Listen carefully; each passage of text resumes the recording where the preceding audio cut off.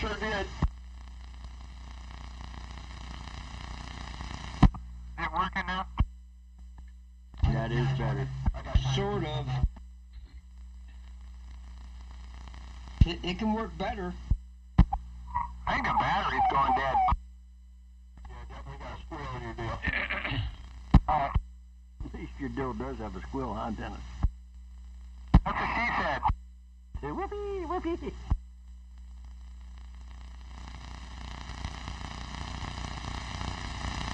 So, Dennis, how are you feeling?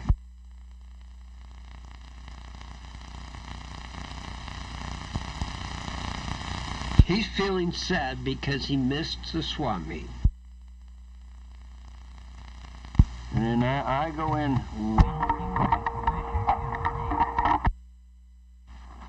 Keyed on each other. Anyway, Dennis, I was just saying, I go in Thursday, or Wednesday, this coming Wednesday, for that surgery on my leg at the hospital. They're going to fix you up? Well, I hope so. They got to get in that artery. They got to cut my leg open and then cut the vein open, go in and scoop it out. Is it gotten to the point where you got a lot of pain down there? Yeah, getting in my leg all the way down to my foot. Yeah, boy, are you going to be dancing a jig when they fix that? Yeah, it's been hurting for quite some time. I have a hard time you know how big my backyard is. I can't even finish that. I have to stop about 3 or 4 times, and maybe 5, just to mow the yard. Lack of blood flow. Boy, once they get the blood moving again, you're going to be dancing like Fred Astaire. Well, she told me, she said, once they do the surgery, I have to stay in overnight and everything. She said, but is expecting swelling all the way down to the leg? And I go, why all the way down there? Because there hasn't been enough blood down there before. Good Lord. That's what I said. No, for my foot, you know, I get to walk in the bottom of my feet, on my, especially my left one. It's like I've just been on a hot plate, and it hurts so bad that if I don't sit down, I'm going to fall down. Well, you've seen me when I've had to sit. Oh, yeah. Well, I'll be thinking about you, saying a prayer, and can't wait till you can be up and dancing around again, man. Blood flow is important. Oh, yeah, I'm still not getting on top of the roof. We'll do that for you. Okay. All right, this microphone's better? Yes, it is. It's quite clear. Okay, I'll leave it alone. Is it time for some music? Play that music. It is time for some music.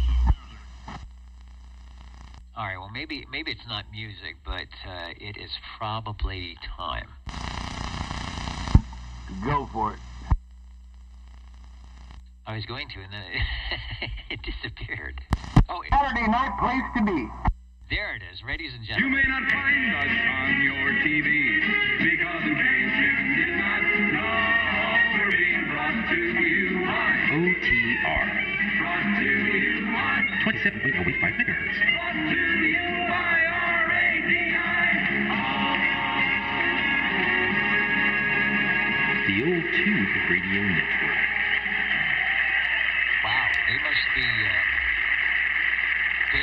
ready tonight. They are very loud into the REA meter. And so, gosh, my key-up situation is still kind of strange here, so I need 3 hands to do all this, but we will give it a shot here. I noticed my SWR is creeped up. So that means I'll let everybody else do the talking tonight here on the Old Tube Radio Network. Real Radio's Glowing in the Dark. Coming up, your radio's glowing in the dark. The Class D 11 meters citizen band radio service items, rigs from the late 50s, 1960s, and the 70s and beyond.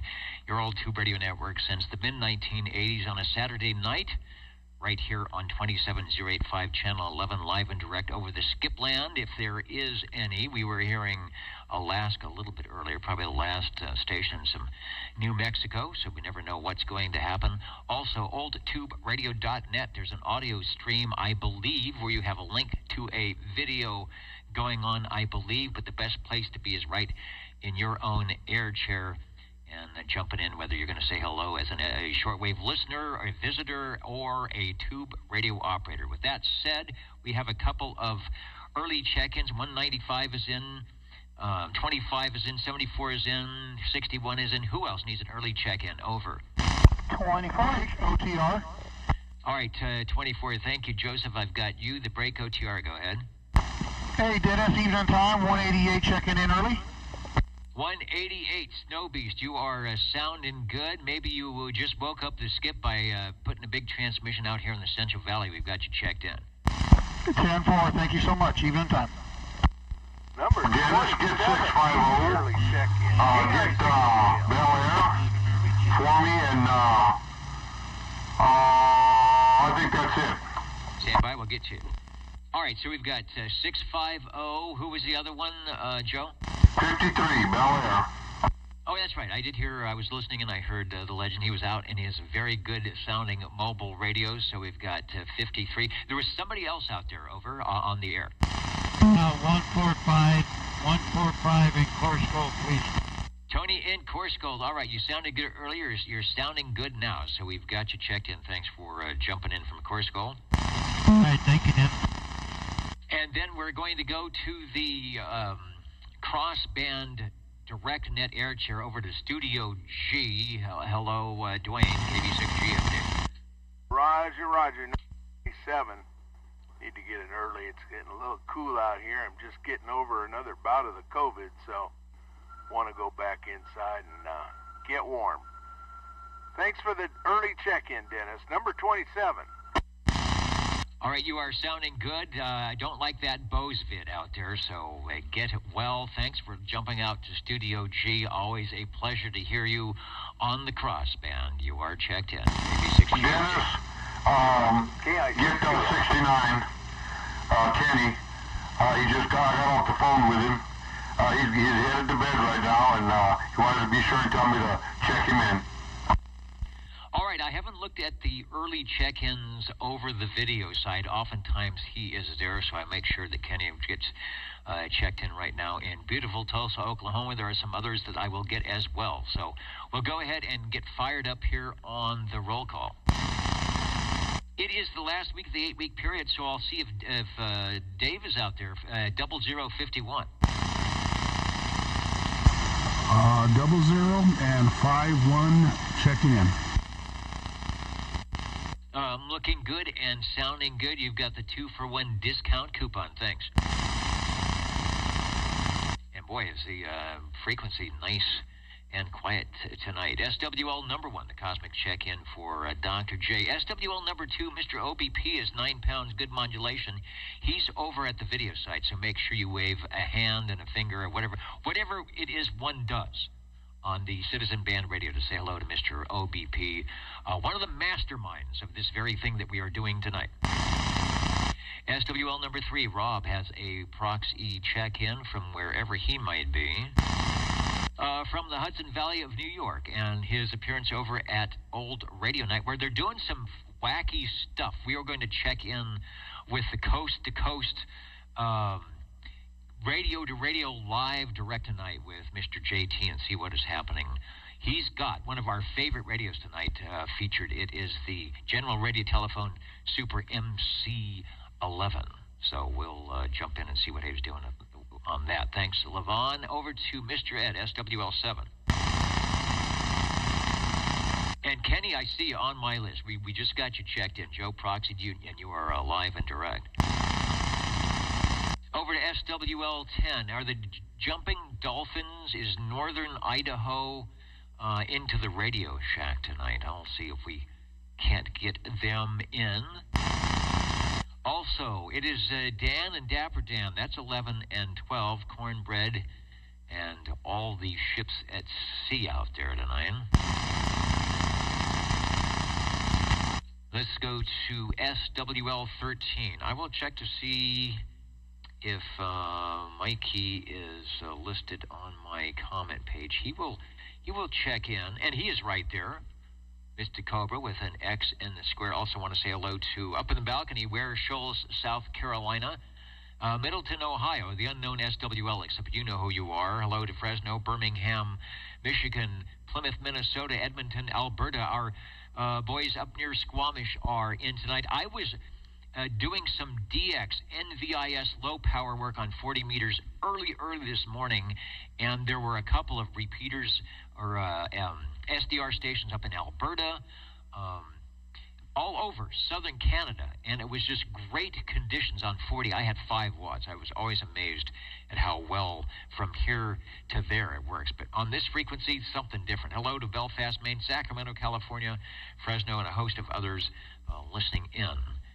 Were it to be possible to check in live and direct, we'll find out. We could have some skip tonight. The A and K indices have been working quite well. Let's go out to Sangertown. Hello, SWL 14. Well, hello, Dennis. Yeah, it sounds like the skip is starting to roll in, and I am looking forward to this evening. I will have a new radio for the OTR. And that is a good thing. Sorry I missed you guys out at the swap meet. I ended up scheduling myself for another appointment unwittingly, and so by the time that was done, so were the annual swap meet. So I missed a lot of good radios and a lot of good people. I always like to see those that I get to talk with all the time. It's a good place to do it. So we'll be looking forward to the new radios when they happen. Yeah, I had a good time out there, and boy, I tell you, I'm feeling it. I sure packed and unloaded a bunch of stuff, and like I said, looking forward to this evening. So SWL 14 checking in from Sanger. All right, thanks. I was dropping.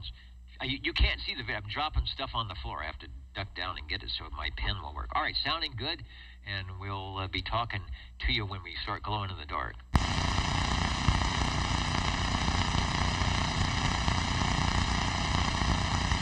Oh yeah, you know, it does say the title and date. I don't know if I can edit that. That was supposed to be fixed. You know what I'll do? As they say, I'll fix it in post. It does say November 9th, 2024, but this is indeed, no, it does say November 9th. This is November 9th. So where does it say the second? Oh, also, if you checked the box early on the other live stream on the box, I think that was updated right at the beginning of the net. So perhaps that's the issue. I don't know. But this is live. How can you tell? Well, I'm waving at you all right now. Here on the 9th day of November. Directed net roll call. Sanger is sounding good. Also looking good and sounding good way across on a Sunday morning. Hello to Hans, who's in Alpha 173. Thanks for joining us here. I think I saw you over at... I was listening on Old Radio Night, admiring the general radio telephone. We're going to check in with that in just a moment. Our crew is always here, making sure that things run smoothly, despite my best efforts to do otherwise. Hello, 16. Charles is in, checking in, and looking forward to the net, as always. And love the headset mic. This is what is this? Someone asked me. It's a Sennheiser 300 something. And I'm trying it out because even though it may not sound as good, it is a lot easier. It cuts down the background noise. There's less clutter on the cluttered table. And I'm sort of used to doing this at the radio station, so we'll see how it works. It's comfortable. It's not the best in the world, but at least I can kind of run around and don't have to worry about jumping through the microphone and wrecking things. Thanks, Charlie. Always appreciate your help on the net as we go along. Let's see if Eric is out there. Hello, 17.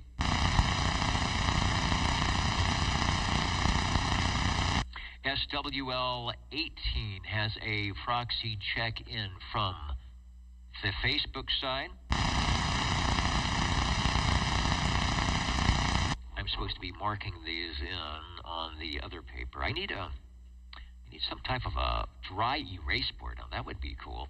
With the cue cards, as always tonight, and the helpful hints like pointing and think, don't do that, shh, is SWL 19.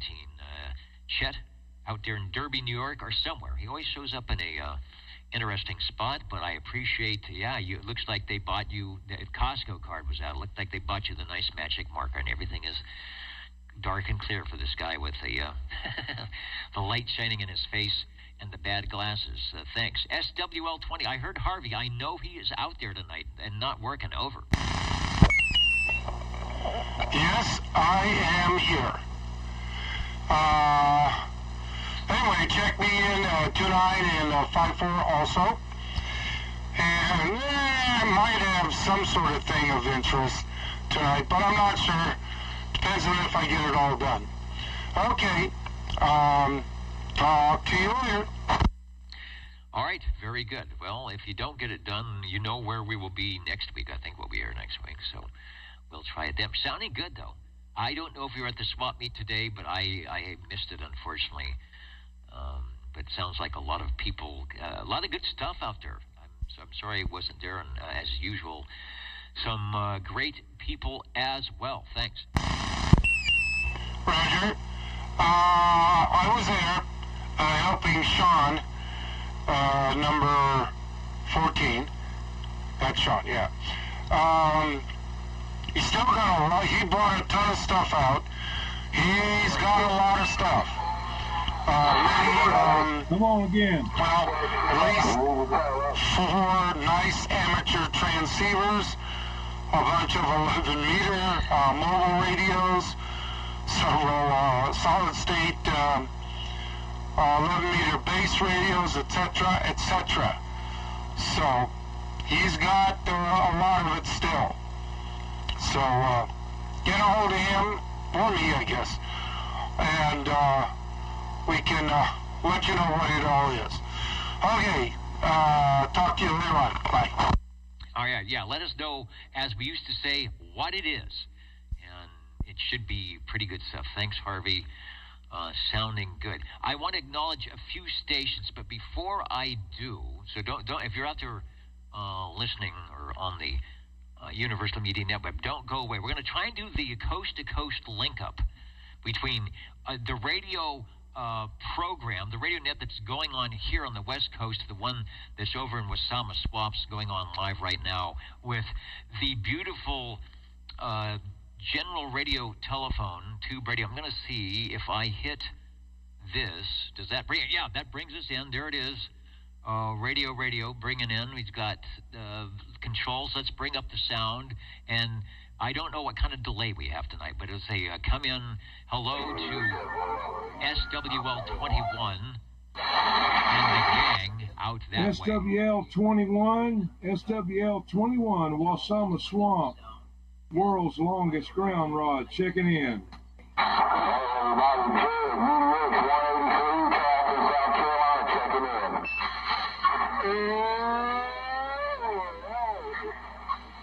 All right, 183.21, and also, they're not only they checking in, but they're checking in over a Super MC11A on an old tube radio on the live video link-up feed here, right here in Central California. So 21, great job with the headphones check in out there coast to coast break. Yes.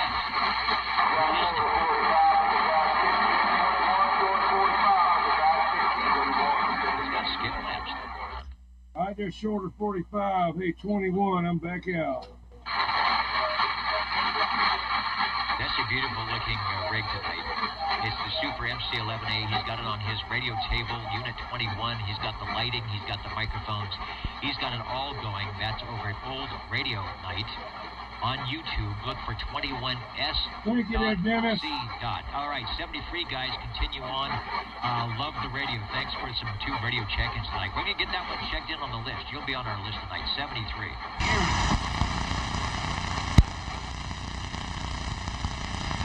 Break OTR. And the break OTR, go ahead, over. Can I get an early check-in for 55, please? Yes, sir. 55 up the hill and around the street. We got you checked in, M&M. Thanks. Thank you, and go Trump. And we've got our first tube radio tonight. That's Super MC11A from Mr. JT. Let me jump over to the video side. We'll continue the direct and net roll call, but I wanted to say hello to a couple stations that were in. JZ, I see you in there. We will be getting to you. Ben Hur Trucking, saying hello radio from Lake Dallas, Texas, United Delta X-Ray 358. Thanks for joining us tonight. Tony is in. He's on the Echolink link, and he will be firing up or activating tubes on the air. Rusty Rails saying Central Arkansas is checking in. and appreciating the net each week. We appreciate the people that get in there. You know, Robert and Teresa, 31. I will get you guys in case you have to jump away early. But Robert and Teresa, one of our long-time digital listeners with some great radios out in Hendersonville, Tennessee. Tons, I see you. We got you checked in. LaVon, we've got you checked in. Peter, I've been listening. I've been trying to see if some of those SDRs that are near your area are good enough to go, but it's just not close enough for the ground wave. But man, they are sure are great on 40 meters for the NVIS items of interest. Hello to Albert and Peter and the gang up that way. There was someone else. Oh, Foxman 362 says the radios are blowing smoke, but that's the good smoke. Lawrence Simmons wishes to join. There's nothing to join. There's no special handshake. There's no fees. There's no dues. The fact that you are here and saying hello, radio, you are a part of the old tube radio network. No numbers required. No old radios required, although you should be getting on the air when you can, where you can. That's what we do here on the old tube radio network. We've been doing it since the mid-1980s. Can you believe that? I know. Hello, Jesse, Battle Creek 753, working on getting the Yellowbird ready to fly to Fresno. Great.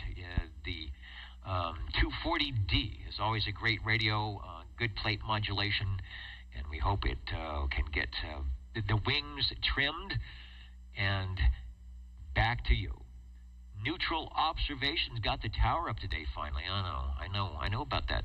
Trying to get the tower up. Antenna getting built on Monday. All right, give us more information about where it's going and what kind of bands and how high and the rotor you're going to use. Radio Randy, let's get you checked in. SWL, if I can find my sheet here, SWL 99. Randy, we haven't talked for a long time on the HF side, so thanks for joining me tonight on the old tube radio network. Some great conditions if you were in Canada last night on 40 meters after the band closed to the long haul stuff. Almost done. K7JEB, hello there in 7 land, 73 to you. Hope to catch you on one of the frequencies coming up. Jukebox 502 out there in 9 land, just wanting to say hello, and indeed you did. Who else is there before we go back? 21 is in. Doug is in, got a new scanner, the Uniden Bearcat 125 AT500 channel scanner. And it says annoying to program. I thought maybe he's trying to program, but yeah, if you've got all 500 channels and you can't dump them in on a computer thing, who knows? Hello to Brian, who is just checking in. I don't know if there's just checking in, but it's 9WR2356 in the Canadian Rockies. A little bit more to say than BR549, but thanks for joining us. Back to the directed net roll call, where we are looking for SWL22. 175, I'm back on the side. And here comes the gray line, an hour early now. And I did hear Tyler, Mr. Miller was in earlier. He can't hear us because what happens is he gets blocked out by Hawaii and everything else, but I did hear Tyler in there. How about 23 Skidoo? Is Mitch around? There you go, 175, shaka shaka.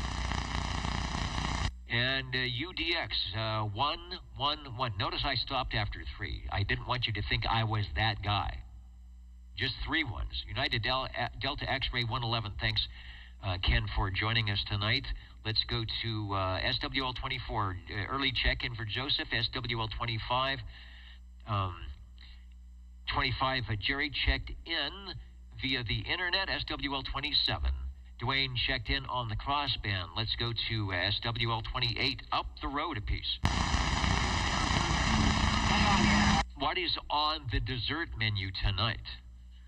Gary will let us know. Congratulations, West Sacramento Bears, 14U football team, for winning the section playoffs 18-6 with a field goal with not 6, not 5, but 4 seconds left on the clock against the Ponderosa Bruins. So a go team. Go Bears, I guess is what they say.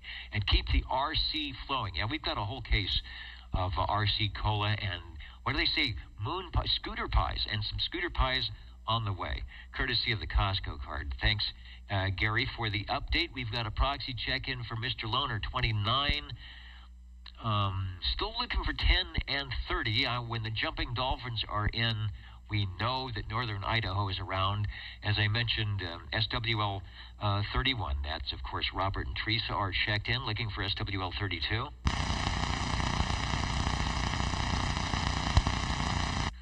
And let's see, from Muffle Bucket University, out there in the dining hall, setting up the wire antenna, Baba Booey. Yo, yo, yo, I see ya.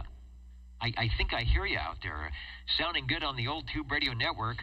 A check-in for SWL 33 and all the mud ducks coming around here tonight on the old Tube Radio Network. Looking for SWL 34.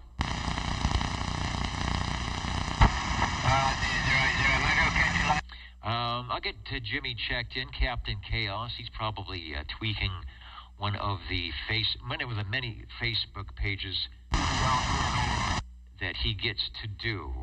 Seeing if we get some updated check-in. Still looking for Red Monkey Communications. I'll get Mr. Bill and everybody checked in there. Hope they are doing well and providing lots of fun CB radios and accessories for the masses out there near Cheyenne, Wyoming. And what happened to our nice, quiet frequency, I would query to ask. Let's go to SWL 37. Christy, if you're by the radio, I've got you. If not, and you can hear me, I've still got you. Over. Did you say my number? The 30 and the 7. Over. Yes, 37 checking in, Dennis. Thank you. Okay, yeah, you're sounding good earlier. Sounds like you're coming up for a little tickle, as it were. So good for you. And as everyone says, and I can't speak from experience on this, but as everyone mentions, you're going to be good when you take off the Band-Aid. I hope so. It's I'm going to be sore for a while, I know, but I got to cut through the muscle tissue and everything just to get to it. Yeah. Good thing is they've been doing it for a while, so they know what they are doing. Thanks for joining us here on the old Tube Radio Network. No, thank you, Dennis. Directed Net Roll Call is what we're doing. The radios, glow-in-the-dark radios, will be coming up after that, so don't go away. This is the old Tube Radio Network, live, channel 11, 27085 in Central California. You can hear the skip coming in up and down the West Coast. OldTubeRadio.net on your Universal Media Net web takes you to the audio stream and other items of interest that are only a click away. Sam, give it a shot. The DX Gray line is in. Maybe you can get some 10.5s out this way from Byron. We'll get you checked in. And Ben Hur Trucking, thanks. This says plaid is definitely my color. I think this is the 1960s Kenmore. I think this suit, this jacket is provided by Kenmore out in Sears and Roebuck. Let's go to SWL 39. SWL 40.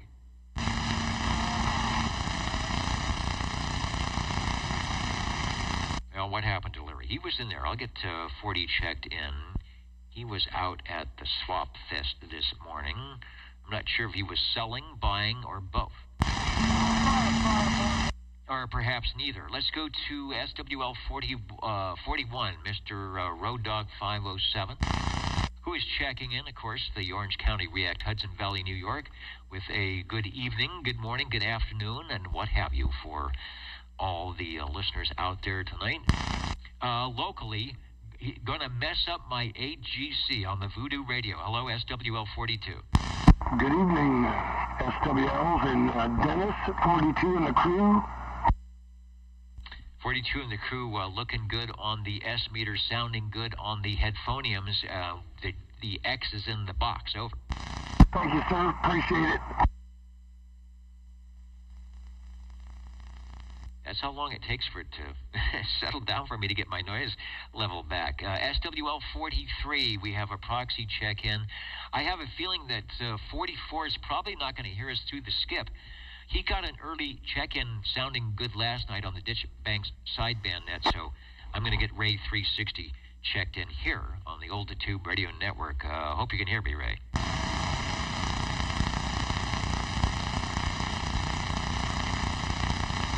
Yeah, that was the old, thank you there, JT. That was the old Rip Taylor routine that he used to do about the Sears sucker suit. He was the sucker that bought it at Sears. But this is definitely an original issue. It is slowly just sort of disintegrating and falling apart. The good thing is I still seem to kind of fit into it. So what can I say? It's somebody's fault. SWL 45, Paul and Kelly up on the hill. Hope everything is treating you well. Looking forward to hearing you all back on the radio. Thanks for listening in tonight. Around the corner to SWL 47, possibly out in the radio cabana. No, I'm playing it safe and being rather lazy. We're in the radio lounge this evening, unfortunately. All right, well, no, not unfortunately, because there is a radio that is working great, and we've got you checked in. Over. Well, thank you, sir. Everyone sounds great on it, and what a pleasure it is for you to give us the opportunity to use these guys. Indeed, that is the goal, or the stated mission, their mission statement for the Old Tube Radio Network is key up, key down, just do it. Or is it get up, get down? I don't know. It has been a long time since I received my first citizen band radio license. Actually, since my station, let me get this right, since my station received its first citizen band radio license, and we are still having, as they say on Hamry Radio, Foxtrot Uniform November. Let's see if Sammy is listening. SWL 48. I'll get a check-in for Sam. I think they got him checked in last night on the Dishbanks net. Over to SWL 49. Are we making it through the noise? Smitty and Sweet Country Mama, over. SWL 51, who may or may not still be able to hear us through the noise, but Dave checked in as 00 with 8 in a row. He'll be in the pot again. Maybe he'll get to do it another 8 weeks. 305, we've got you checked in again. Over. From the golden microphone, the golden keyboard, or wherever it may be, SWL 52. Well, Dennis, live and direct and on 2 frequencies at once to make sure you can hear me. SWL 52 behind the golden microphone into 2 modulators at the same time. That was absolutely great. I hope you can watch the replay.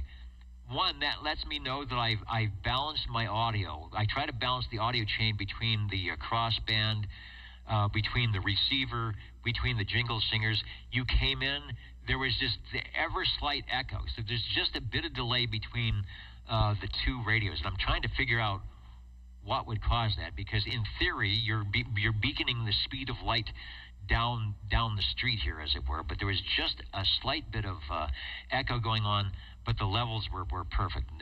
So a good test, and that's another first here on the Old Tube Radio Network. I got you checked in, and sorry I missed you guys this morning, but I had another appointment.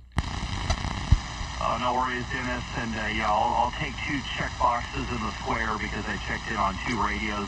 The slight time difference can also be on my end because of how the audio is fed to both radios. It's entirely possible that a little bit of delay. We'll do some phase shifting, and we'll get it all calibrated and get it all working properly. But yeah, now I can do this with my my new power supply that I installed the other night without completely screwing stuff up. I'm currently pulling 17 amps, transmitting on both rigs at the same time. And I'm not even doing full power on one of them. So, alrighty, thank you, Dennis, and yeah, we'll catch you at the next swap meet in May.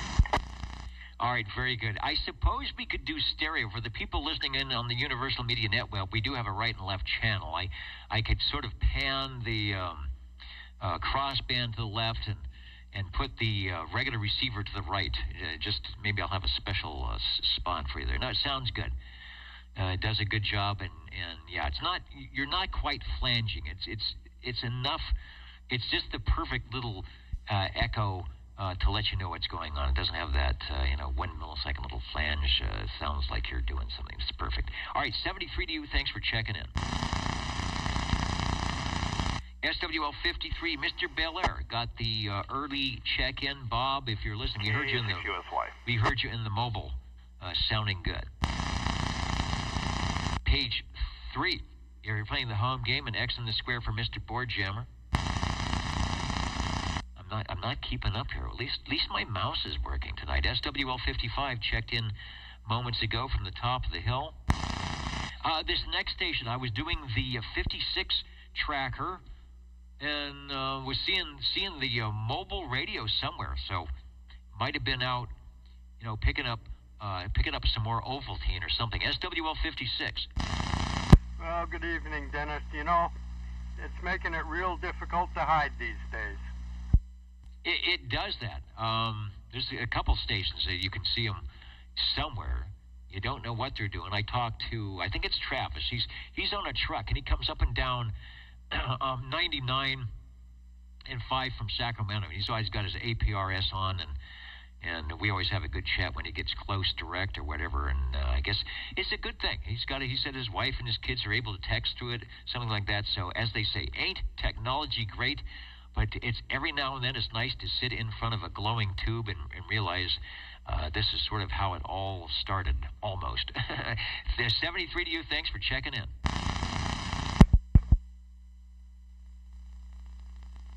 Break OTR. Somewhere there was a break OTR. Go ahead.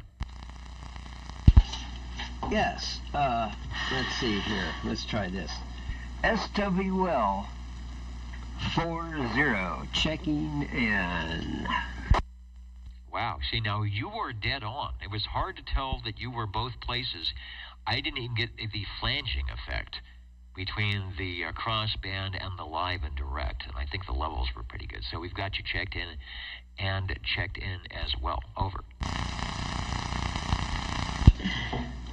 Okay, great. And I'm drawing 13 amps on my power supply.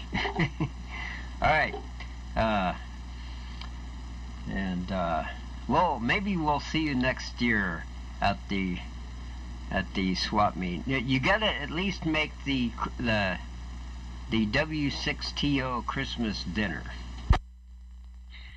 I will see. Sometimes that's on a Friday night. Sometimes it's on a Saturday night. And you know what that means if it's on Saturday night. On a Friday night, we have, we're going to start doing some live shows, some live musical videos, and hopefully it won't fall on one of those. We will see. Anyway, you are sounding good.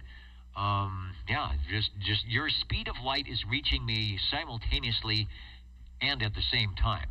So, but I looked over. I don't have a camera on the crossband. I looked over and saw the S meter doing. So I know what you're doing. I'm on to you. Thanks for checking in. If only my e-bike could go at the speed of light. Okay. Over and out. K6VLF. All right. Well, there you go. Now we heard both of them come through that time. Thanks. We are on page 3. 56 is in. Did I say low radio to 57? Brown Dog Audio. I want to make sure I didn't let you scroll off the screen there. Hello to. I'm just checking with our department. We're allowed to say this on. I know we're in prime time still. Farts McNuggets, joining us tonight. The Old Tube Radio Network. Who's next? We got 57, 58, Jeremy, who is being super stealth, and somebody said his antenna was down or up, I'm not sure. How about SWL 59, Uncle Hairball, who is, he's sort of like, I think he's like Ed McMahon over on Old Radio Night. You know, he's sort of the straight man for Mr. JT. Anyway, 59, Mr. Uncle Hairball, thanks for joining us here on the Old Tube Radio Network. The local guy who is everybody's Ed McMahon. Hello, Joe, SWL 60. Hello there, Dennis. All right. I was just looking at the scoreboard there for the game there, Fresno State. Doggone, right now we're sitting 21, Air Force 14, 17. Yeah, 21-17, looking good. Oh, and Kenny, I told you, I said a minute ago that I just got off the phone with him. He says hello to everyone. Doggone, he's sounding good up there, and he says it's just starting to get poor, the weather up there, lots of rain. SWL 60, Dennis, checking in. Sounding good. I wonder if we're going to be getting any rain. Not probably the next week or two. All right, doing good, and yeah, I see. All right, I see the game is going on here. Where did you say they were playing? Over? They're playing here, I think. 21-17. They're just waiting for them to come back halftime. All right, got it. So we'll have to maybe open the window, see if we can hear the fireworks display going off at the stadium when they win. There's some positive stuff for you. Thanks, Joe. SWL 61, Mr. Copenhagen checked in earlier. Let me do this because I see Steve Areno is out listening, and I'm trying to get the little theme song queued up. Here we go. 27.0850 TR channel 11. Yeah, out there in the Bob and Steve show, Steve is listening. He's also watching the game at halftime. Fresno State playing Air Force in the Air Force Academy. Oh, in Colorado Springs. Thanks, Steve. So if we hear fireworks from the game, you'll see me ducking under the table. And Steve was in the Colorado Springs Army 1967. Oh, I thought he was a young guy. He's like me. From 1967, before serving our country here in Vietnam, says he loves Colorado. Thanks for your service there, Steve. He says, don't forget to feed the fish, of course. And as we heard, Fresno State 21, Air Force 17.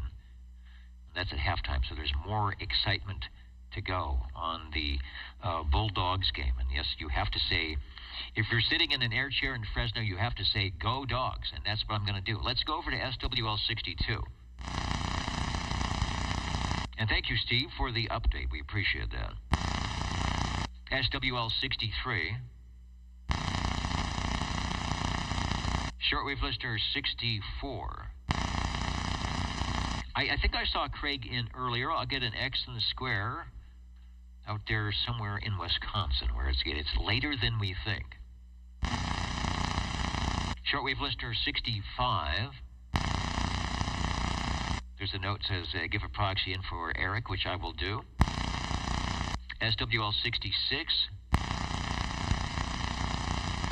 Haven't heard from Jim in a while. Hope things are going okay. Speaking about okay, up there in Canby, I think I did see, and I'm looking for a Bill. Yeah, about 45 minutes ago, right at the top of the net, SWL 67. Checking in. Thank you, Bill. He used to check in live and direct right here, and thanks to the miracle of all that trickery we're doing here at the Old Tube Radio Network, he's still checking in from far away, as many people are. SWL 68, Michael came in earlier, NY157, so I'll get you checked in, and likewise with Kenny, SWL 69, out of Tulsa, Oklahoma, another station that was checking in live and direct. We were doing this ever so long ago. Let's go up the hill to SWL 70. Hello, Mark, if you're listening. When he does have his radio up in his new location, it sounds really good. He's got a nice spot up there. To Dallas, Georgia, and SWL 71, Stan, one of our longtime digital shortwave listeners, who is saying good evening to all tonight, checking in at the top of the program. Stan, I hope all is well, and I don't know how many hundreds more amateur radio operators you have got on the air, but we appreciate it. Still some great conditions for another couple of years, easily. with 100 watts and a wire out there. SWL 72. Shortwave listener 73. I'll give old John a proxy. I was about to say John was probably out, because I usually, go by and say hello and get to shake his hand, but I wasn't out there, so my guess is if he wasn't selling something, he was buying something. Oh, yes, he was definitely there, and I believe he did buy a few things, but, yeah, so check John in for sure. Yeah, John is the king of buying stuff he doesn't need. If you think you're bad, talk to 73. We've got SWL 74 with the proxy check-in from the crossband. Looking for SWL 76.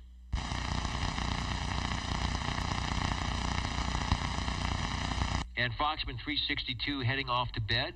Well-deserved. It's been a long day. We will have a good night, and we've got plenty of radios waiting to check in. Here's the station that has quite a few of them, SWL 77. Good evening, Dennis, and all the SWLs. 77 checking in, and hope everybody's having a good weekend.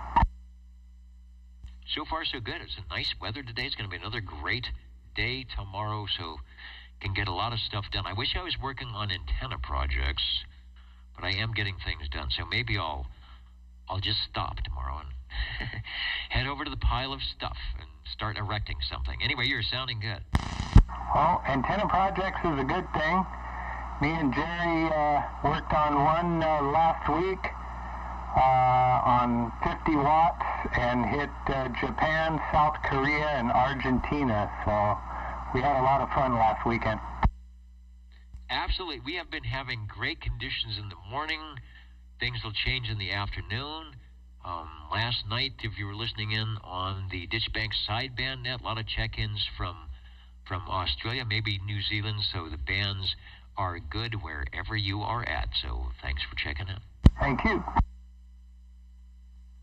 The old Tube Radio Network, don't go away, because the glow-in-the-dark radios are just a moment or two away from heating up those finals. SWL 78, I did see Richard in from Wild Wildemar tonight a little while ago, so I've got you, if you're still listening there, Richard, I've got you checked in. I have not heard you in a while on 40 meters because I have not been listening, but you know what? You're right here, so hold on.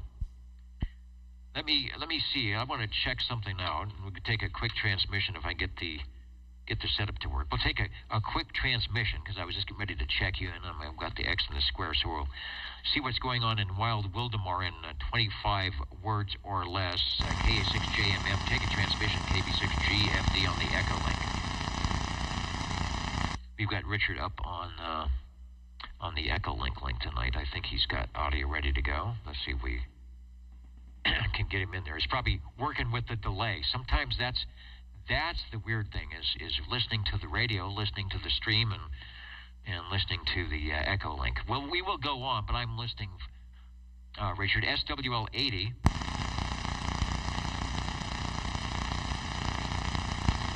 Over to page 4, SWL 81. And I cannot remember what Ron said about his status tonight on OTR, SWL 82.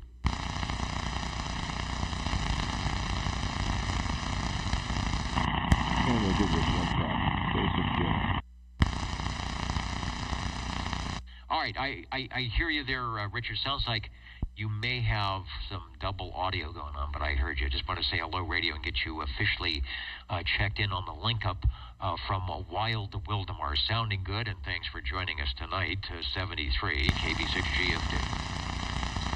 Okay, Richard, popping in on the Echolink link. And a note, Ron, SWL 82, the purveyor of the Ditch Banks sideband net that happens on Friday evenings here in the Central Valley at 8 o'clock Pacific Standard Time now. The frequency 27365, 36 lower for your old tube, new tube, transistorized pleasure to check in and say hello. He does a direct in-net roll call, plenty of room for visitors to check in or skip land as it was last night, and he's got a great receiver and a great transmitter, so he'll be able to hear you no matter where you're at if we've got conditions. Let's go to SWL 83, JZ listening in tonight in the Old Tube Radio Network, way out from Ohio. So 83, JZ, thanks for joining us. And then we've got the Triple Play Plus One. That's SWL 84, 86, 87, and 88. Is the sign still going in the back? I don't think you can see it anymore. I'm going to have to elevate it here. They gave me a nice on-the-air sign long ago, and it's still beaconing there in the background. That's, of course, Cheerios Kid, Mountain Maid, Tandy Girl, and the Snowy Owl, respectively. When you go down the numbers. Thanks for joining us. Over to SWL 89. SWL 90 is checked in. And as always, Felix, he gets to the parking lot earlier. I don't know if you're a concert goer, Felix, but maybe you were in line, one of those first stations or first people to be in line because you're so good at it. When I start the video, Felix is right there giving me my radio check and a thumbs up. So back in the day, probably first one to get in to see the Beatles, to get in to see the Rolling Stones, Joan Baez, I don't know, Pete Seeger, wherever you were at, you're probably always the first one in the door getting the best seat, as always. Thank you, Felix, way out there in that other time zone on the East Coast. Looking good on the Old Tube Radio Network tonight. Yeah, Joan Baez was in, God, okay, I'm thinking of Woodstock. Woodstock. Felix might have been out there. I bet he was probably building the stage just so he could get in early. That's the kind of guy he is. So, good stuff. Wait, were you at Woodstock? No, I was in the Marine Corps then. Okay, I was thinking, you had to think about that. And I would say most people who were at Woodstock, if you asked them if they were at Woodstock, they would have to kind of pause and kind of look around and think, yeah, I think I was there. All right, back to the net. SWL 92, Mr. Roman is right there. Let me light up your number. So it says it's checked in. Thanks. From North Idaho. Wet, wow, wet this weekend. So the little Gulf Stream thing, it doesn't, sometimes it drops down into California and we'll get it, but you guys get it first up there, so I hope it is necessary precipitation, whatever that means. It's like we need water, like we do down here, so rain can be a good thing if it's done right. Let's go to SWL 93. Shortwave listener 95, Warthog 95. And then over to Boston 97, SWL 97. Jim was in there tonight on old radio night. I saw him up on the big spinner wheel, catching the big one tomorrow with the Starduster. I've got my Stardust. It's the little plastic things, the spacers are, one of them is misaligned or broken, and I noticed my radial was a little skewed. So I don't know if that is a good thing or a bad thing, or it doesn't mean anything. But I saw you up on the spinner wheel over on old radio night, so hopefully you got spun into some award or something. I don't know. I'm not sure what happens with that. I know it's good. I know it's a good thing to be on the wheel. I'm pretty sure. Thank you, Jim. Let's go to SWL 98. Hello, Tracy.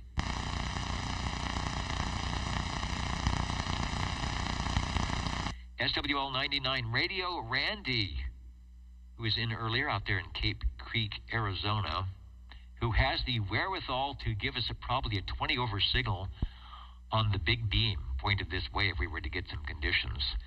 And under wraps is some of the best and biggest and heaviest AM gear you've ever seen over there in the warehouse. He's promised us that at least once in the next year or two, we might be able to hear one of those coming to check in. Let's go over to the Echolink link, if indeed my internet were working. I guess we're still on. It seems like everything... Uh-oh.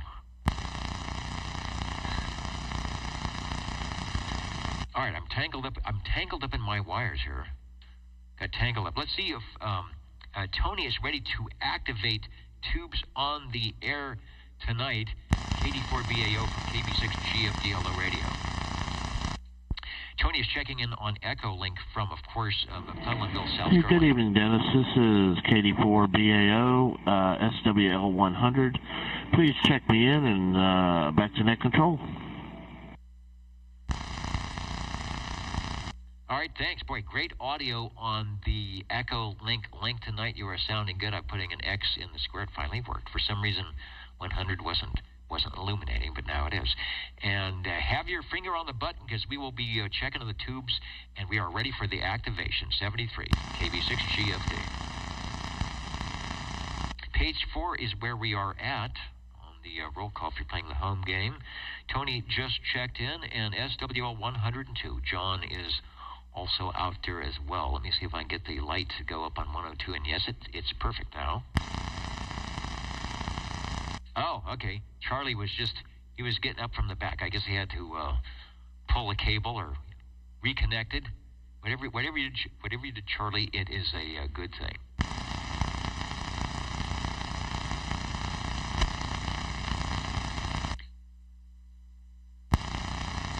And John mentions that he's on, and that's true. I mean, there's a boot and a bonnet, right, on your car. There's a trunk and a hood, and there's tubes in your radio, or perhaps there are valves.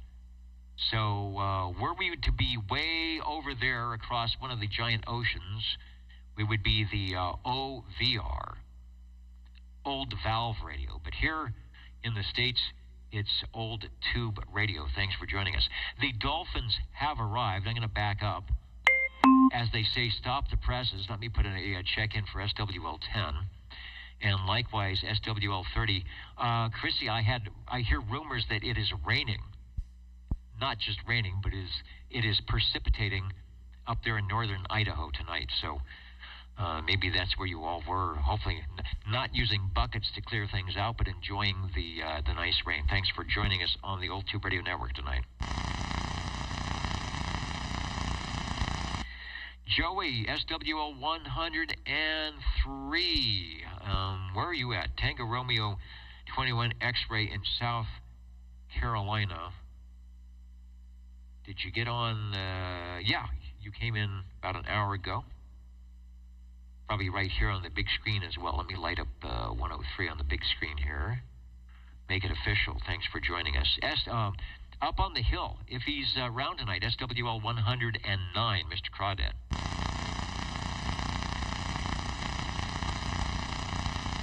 Okay, I see they're holding up. They're holding up the sign. It says Proxy and Mr. Crawdad, who was, I believe he was on Old Radio Night last night on the Old Radio Night, and the Ditch Bank's sideband. He could be on Old Radio Night as well. Shortwave listener 110.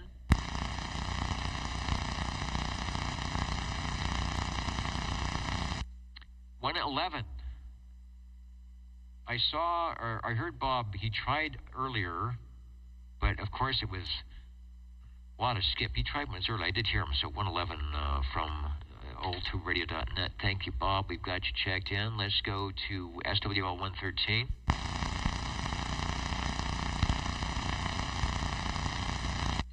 Check-in bingo. Maybe we should have a big, Richard, maybe you got a good idea. We can have a big bingo card with all the numbers on it. And I don't know how many you'd have to line up across or down. You know, you might have to have 13 lining up before somebody would jump up and say, when I call like this, when I call Shortwave Listener 114, and somebody would jump up and say they got OTR bingo. Hello, Wayne. 114 checking in. All right, well, I don't know if we're doing the bingo thing yet, Wayne, but by the time we get to 114, I would think somebody would be putting a chip on your 114 and hollering bingo. You are sounding good, sir, and thanks for joining us. Thank you, Dennis, for doing the check-in. or maybe more than one people would have bingo. I know I would. I'm never good at bingo. They give me cards that the numbers they call, the numbers aren't even on my card. That's what happens to me. Let's run over as quietly as possible over to shortwave listener 128. John's listening in, checking in, noting that his former military outfit, White House Communications Agency, was that called the WHCA? I don't know. Amateur Radio Club is sponsoring a special events in honor of Veterans Day. Look for W0H Whiskey Zero Hotel, most likely on 20 and 40 tomorrow. Oh, good. I wonder if I'll be able to hear the zero from 40 during the day. Maybe not 20 meters for sure until zero time UTC. Hope to catch some of you. So sounds like you might be in the air chair on that or listening in. So it's the White House Communications Agency and Amateur Radio Club special events in honor of Veterans Day, which of course we celebrate on Monday, coming up on Monday, and listen in. You don't have to have a license for this. Tune in the Grundig, tune in the RCA, whatever you got. On 40 meters, you'll have to kick in the BFO to hear the sideband. They might be doing CW2, which would be easy, but listen for Whiskey Zero Hotel. And you can probably go to QRZ.com and look that up, and they'll have a nice little write-up of what they are doing. All right, John, good information. Thanks. And if I am around the radio room, I will certainly be listening in for that. Directed net roll call. The radios are coming up. Don't go away. SWL 131. Shortwave listener 133.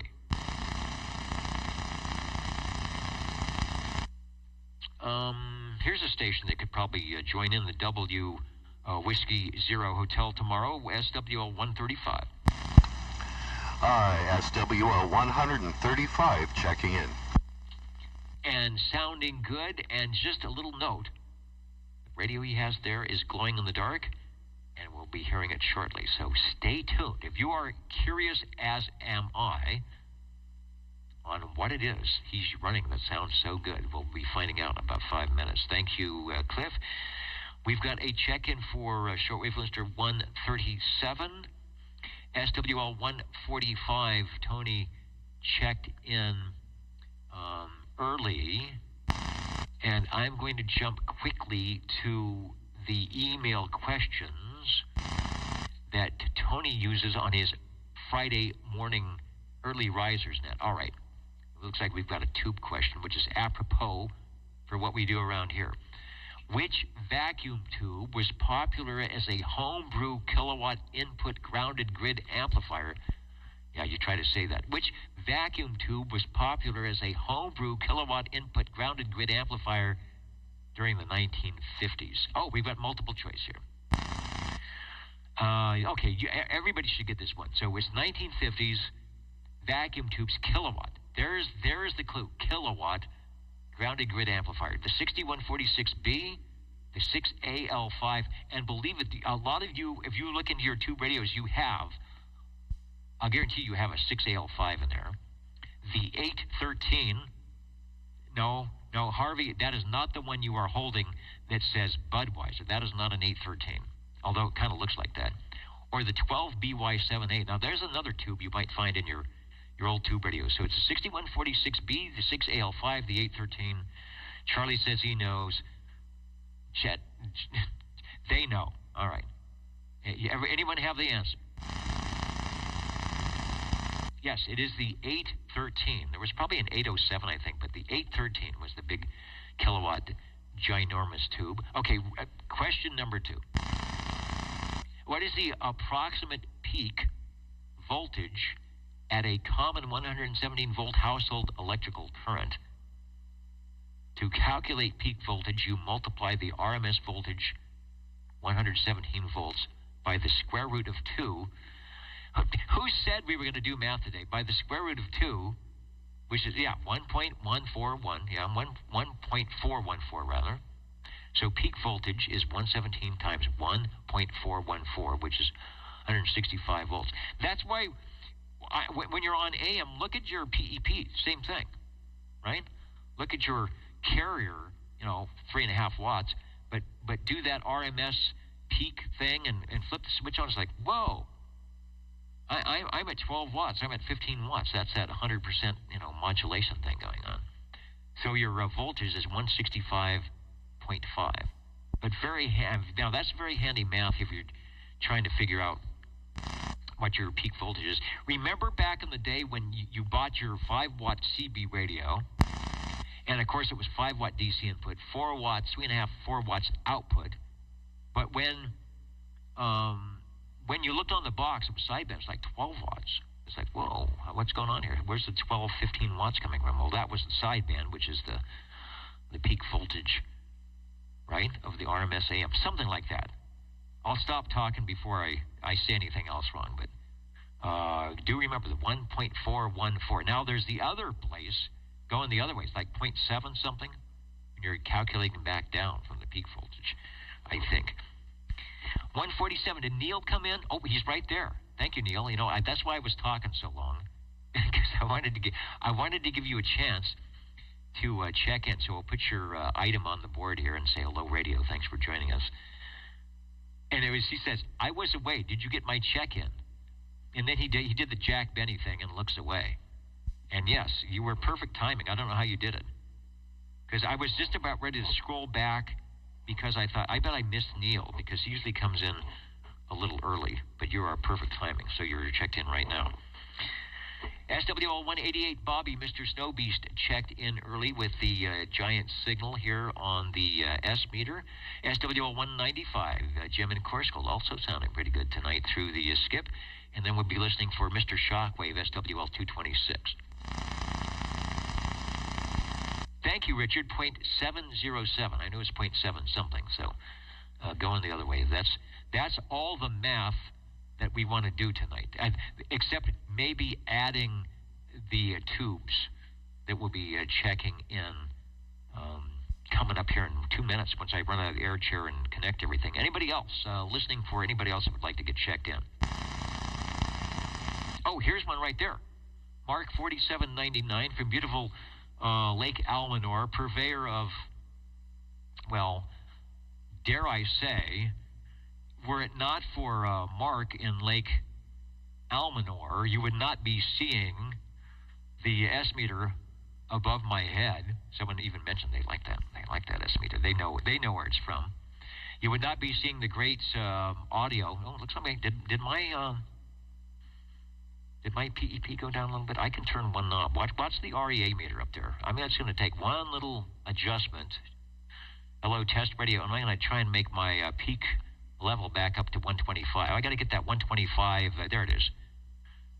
The 125 light to occasionally light up. And this radio will do that. This radio's got great AM mod. I don't have the scope up, but I'm probably, anybody listening without a filter tonight is going to be enjoying my semi-voodoo. We don't say that. We're on 11 meters audio. Thanks, Mark, for checking in, and thanks for the voodoo that you do. Now, I will be back in a couple minutes. When I come back, we'll be talking about the tube radios, which is why we are called the Old Tube Radio Network. Thanks for standing by. Back with your radios in a moment on the Old Tube Radio Network.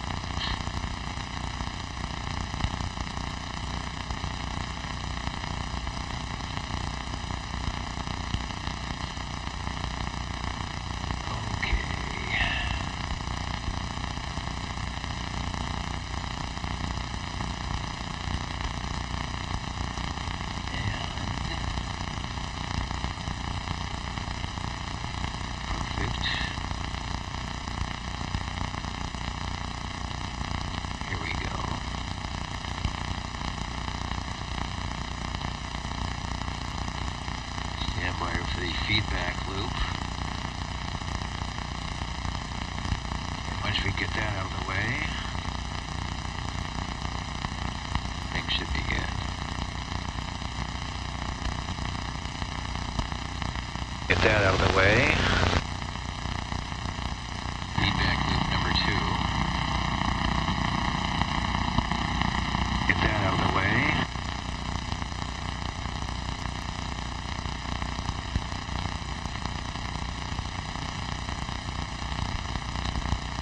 Looking good.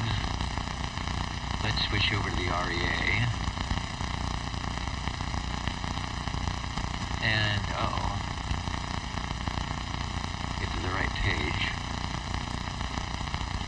There's so many confusing things to do. And then the jingle singer said, You may not find us on your TV because in case you did not know, we're being brought to you by OTR. Brought to you by 27.085 megahertz. Brought to you by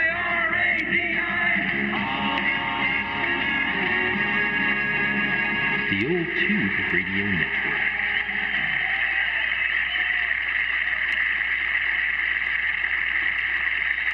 all right, where's the control room? Here we are. They run me into the chair and put on the seersucker suit and hope that I actually look decent. Well, the suit looks good. I'm not too sure about me. Let me clear the rigs here and say hello. Back to the old tube radio network, doing what we do best, and that's checking in your radios. We've been doing it for a long, long time. That's the reason we're here. Get on the air night.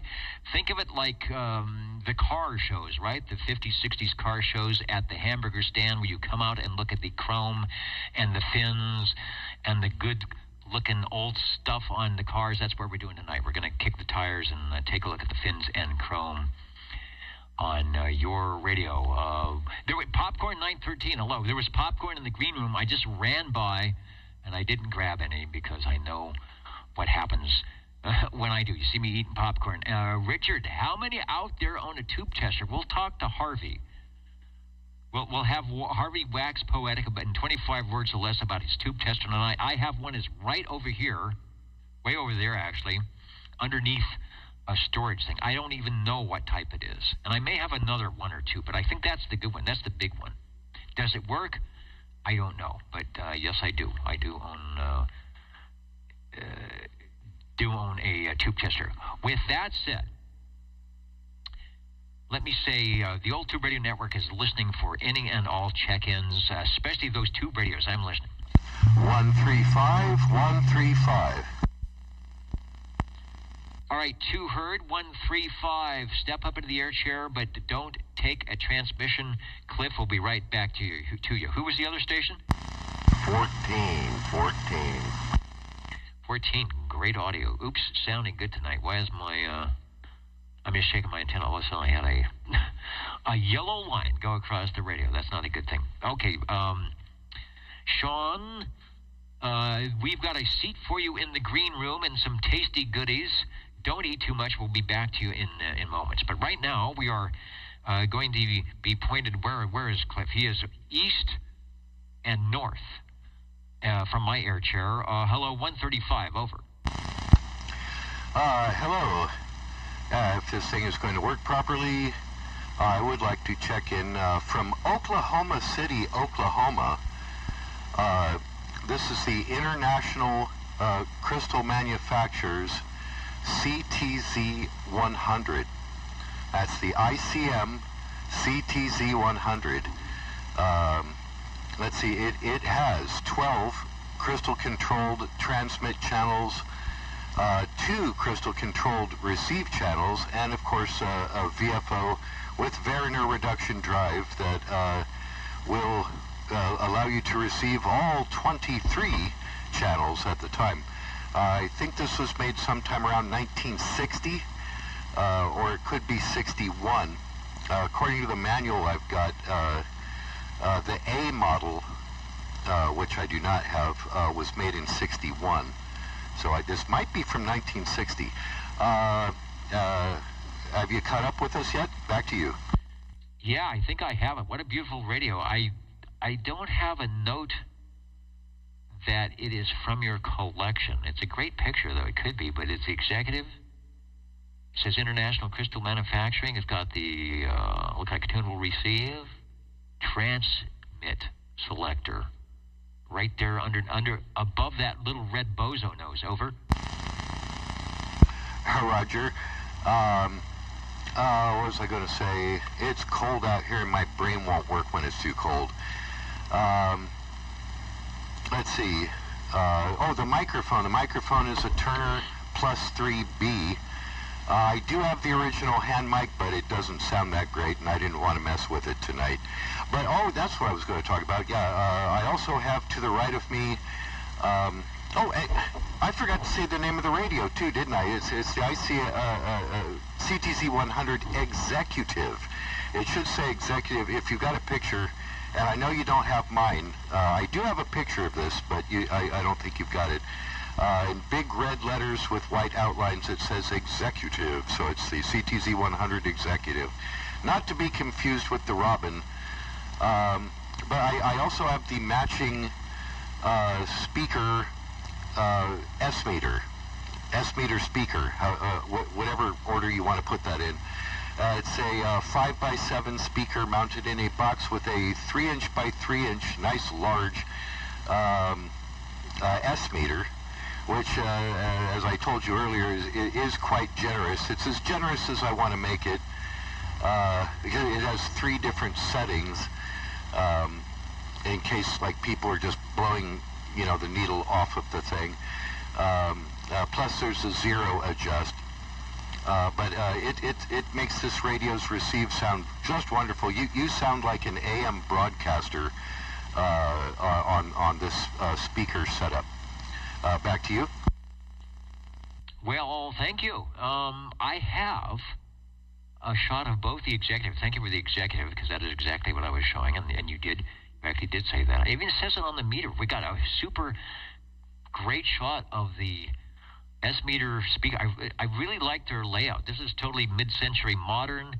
Now, it looks as though it may have 2 smaller speakers, or maybe there's a speaker and they just put the grills on either side. It seems like it's a little narrow, but then there was the speaker on the front of the radio had a speaker on it, so it's like, why does it need an extra speaker? Maybe we are in stereo tonight. Looks great. I'm on the Voodoo radio tonight, so I may be wide-banded, and you've got some great speakers. I don't know if the Executive is how it's listening. It might be listening 8K wide. That would help. Your audio is great, by the way. I think you said you had the plus 3. It is just perfect. The fidelity is good. The volume is good. It doesn't have a sound like something is broken. It's just very good. I love the meter, although I'm trying to figure this out. Oh, okay, S units are on the bottom at 60 over. And on the top, you're going to 150, but I don't see what that calibration is. Oh, maybe it's down the bottom. Okay, it looks like some voltage thing. You've even got a 0. This is pretty nice. A very nice radio indeed. Back to you. Let's hear more. Yeah, I think that's because, the top numbers are microvolts, because some of the older radios, that's how they did the receive before they were using the S units and decibels. Some of the older radios used microvolts, and I believe that's what that is. Let's see, what else was I going to say? It was important, but I forgot. What else did you ask? That's right. Okay, hold on. My brain almost clicked in. Yeah, it's just the one speaker in there, and what you're seeing is the 2 openings, one on either side, for the sound to come through. And yes, there is a speaker built into the radio. It's a smaller speaker. This one sounds really good, but the other one does sound better. And the reason for it, I guess they just wanted to do more than just an S-meter, so they put it. Oh, and guess what? In order to run that meter, there are 2 additional tubes in there. I forgot to give the tube count. That's 11 tubes altogether. There's 9 in the 12-pound radio, and there's 2 additional tubes in that speaker S-meter box. So I guess there's just more stuff they wanted to do with that. Back to you. Interesting. Well, you know, there was radios at the time that were dual transmitter receivers. Then you had the Buddy and the Demco that had the separate speaker with the transmitter receiver. This is a transceiver, of course, although I'm looking at the radio again. I'm sort of thrown off. You have a knob that says tune. It says receive selector, tune, 2, and 3. The transmit selector, of course, has to be 23 channels. And it looks like it goes up to 12. And of course, there's the tunable receiver in the front, the white knob. It's, you know, from 1 to 22, 23, operate, calibrate. So I'm assuming, although I don't see on the front panel, you may have a spot somewhere where you can plug in a couple of crystals for the receiver. Is that correct? No front-mounted crystals on this one. You got to go inside. Yeah, so that's your spot situation there. Below the receive tuner, where it says calibrate and operate, you switch it to calibrate, and it makes a tone. And you tune it in where the tone gets loudest, and theoretically you should be all lined up. This one is working. Now, the knob directly below volume on-off, the tune switches you into the VFO receive mode, and then you have, like I said earlier, 2 crystal-controlled receive channels. I have 9 and 11 on mine, and there are only 12 crystal-controlled transmit channels. This does not have all 23 for transmit, but like I say, you can receive everything on the receive. and not unusual for a radio like that didn't have the 23-channel transmitter, but the tunable receiver, especially if you were running a business or something, or if you had multiple units and you really needed to go from channel 2 to channel 19. Yeah, you can grab the knob and run it around and trying to find out 19 to calibrate, or you could just obviously go to your transmit, which is crystal controlled, and then flip to 2 or 3 and say we're on 19. So very nice how they thought of doing that. Like the color, like the style. Again, great audio. Hope you get a chance to listen to the replay. I mean, I'm going to do one more thing, and Sean, don't go away, because we're going to get to your radio. But we don't get one like this that often, so I know there's a lot of questions. Take a look at the back. I actually have a shot of the back of the radio where they give you a little, it's not a schematic, but it's a tube placement, the 6AQ5, the 12AX7, and 6AL5, and mentioned that most of the radios have that in there. Unfortunately, it's not a 100-watt tube like we were talking about. Gives the power requirements. Says this unit complies with FCC rules and regulations part 19 for Class D operation. There's where the crystals are inside. It shows you kind of a little picture. Oh, and yeah, they're in the speaker, I suppose. And there's the 6CL6 and the 6BH6 in the transcendent power supply, mic gain. So I don't know if that's a speaker or not. And push to reset. Have you ever had to push the reset button? Thankfully, so far, no. And I hope I never do. But it is there. That is a breaker, in addition to the fuse. But no, you're looking at, on the back, you're looking at, let's see, the large diagram in the upper right will be your receive, and your center left, I think it is. I have to go around there and look. It's dark out here. In the CB cabina, that's the transmit section. So yeah, altogether 9 tubes. It does not mention anywhere on the back there anything about the speaker and its additional tubes. I wish I had some paperwork on that. I do have a copy of the original manual for the radio, but it only mentions that you can get a speaker and S meter. It doesn't even say anything about the model number or what's involved with it, which is too bad.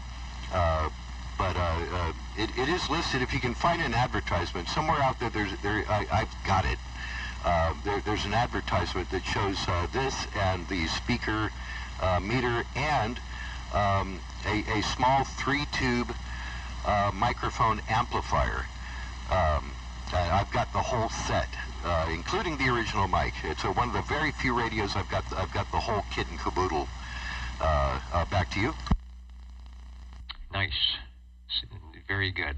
Nice radio. And I just, going back to showing the front of the radio, and there was an accessory jack, which I believe is the plug-in for, and I'll put the 100 speaker back up before we go. I don't want to put that back up. If it makes me sound good, the speaker S meter is a good thing, and I think you said that it's very generous, and you can often find a signal or two getting you the 60 dB over. Who is someone saying good night? Oh, Dallas out there in Tennessee.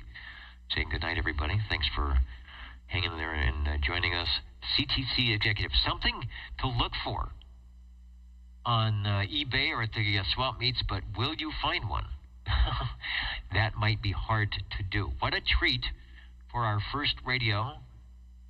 Executive getting some good comments here on the chat window, and International Crystal Manufacturing also doing other things as well. So I'm assuming they made the radio or farmed it out to somebody and put the crystals in, but it is good. Nice. I don't have can't really do the zero beat easily the way I've got the radio hooked up tonight, but I'm sure with whatever crystal you've got, it's working great. Over. Let's see, I'm a little bit high, Cornelius. 0852, 0853. So yeah, I'm just the teensiest bit high. Okay, and ladies and gentlemen, he is of course talking about the radio, which is the International Crystal Manufacturing CTZ 100, and he has the addition of the very cool speaker S-meter combination. So yeah, there's a speaker on the radio. Otherwise, you would have had that extra thing all the time. But what you don't have is the S-meter. Hallicrafters gave you a little plate to stick one in. Think of your old car. Like, radio, heater, white walls were all options back in the day. You might have a panel instead of a radio. So here you go. With these radios, it's like, well, S-meter's an extra expense trying to keep the cost down. But if you want one, we've got a nice little addition here for a couple of extra bucks. And it's matches. They did it right. Radio number 1. Thanks, Cliff. We'll go back to you for a transmission. Thanks for getting us started off. And what we do best here, just a way to get on the air, share the radios, get audio reports, and have, who would have thunk, having fun on the Citizen Band Radio once again. Back to you. Oh yeah, since you mentioned it, I don't remember if I mentioned it or not, but yeah, the zero adjust on that meter speaker, I have it adjusted because it's nice and quiet out here. Just the teensiest bit of noise, about 1/2 S unit. Now when you key up, it goes all the way to 60. So yeah, it's probably just a generous meter, but it does work, and it works properly. Like Sean, I got him at about 6 S units, so it isn't just whopping all the way over to the right for no reason. It is functioning properly. And all that business plugs into that accessory jack. If you were looking at the picture of the back of it, you see that accessory jack. That's where it all plugs in. It gets its power from there for the tubes and everything. On the signal, all that good kind of stuff. So thanks for letting me check it in. I haven't checked this in I'm pretty sure 6 months or more. So yeah, I wanted to give it a workout, and it's working very well tonight. I can't wait to hear it. We'll see you next week, or are we doing this next week? Yes, we are doing it next week.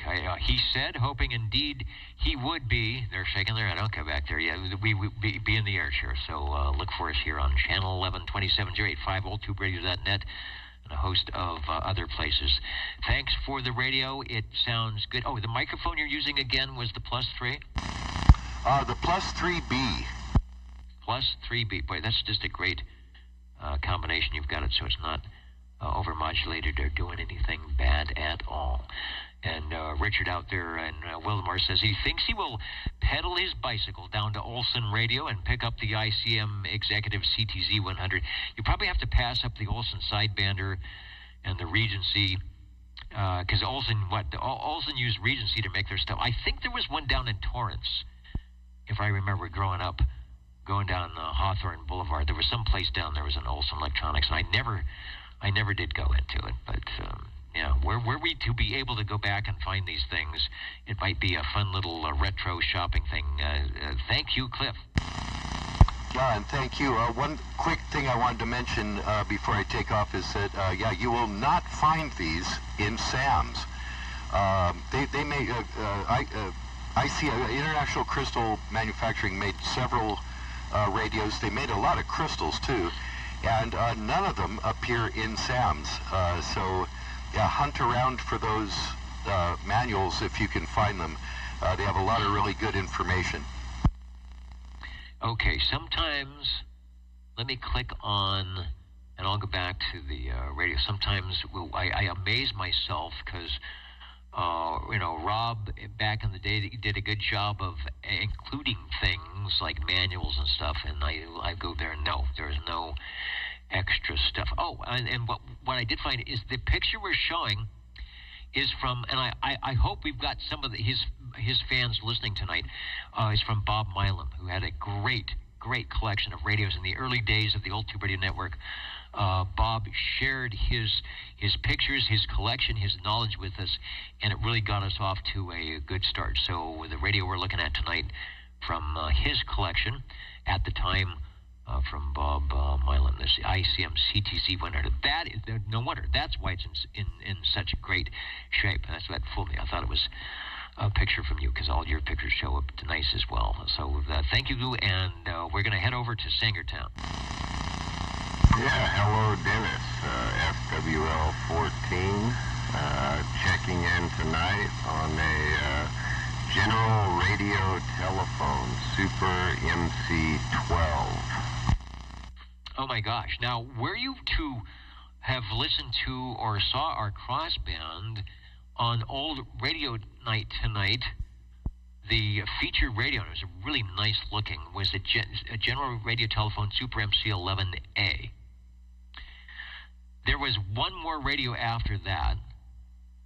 And do we have a picture? Yeah, let me go to the full screen here. Was the General Super MC 12, which was sort of a bittersweet radio, a great radio, some extra mods from the 11A, but at the end of life, if you were, from General Radio Telephone in beautiful downtown Burbank, I'm not even sure if I got type accepted correctly. So having one of those is definitely a rare thing to have. It sounds great. Take a transmission. Yeah, it just kind of fell into my lap, and it's a beautiful radio.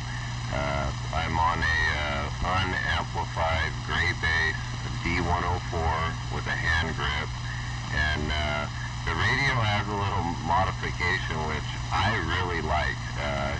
Somebody had put a fan on it that has aluminum blades, and it has a bracket and a little barrel switch. You roll it to turn it on and off, and little transformers all exposed.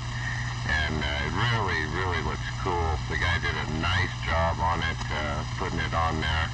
And it is kind of funny, though, because you have a natural tendency to touch the top of a tube radio, or at least I do, that and the amplifiers. And I tell you what, I've caught myself a couple times. I think this thing might take your fingernail off if you were to stick your fingers in between it and the case. Well, that's convection cooling. The tubes do need some air, but be careful out there. I am looking, and I don't have an A-B comparison shot of the rack handles. All the Super MC series, the Master Controller series, had those rack handles, little utility look to the radios. But for some reason, I guess it's just the picture, they look thicker, beefier, heavier than the ones I remember on the 11A, but maybe not.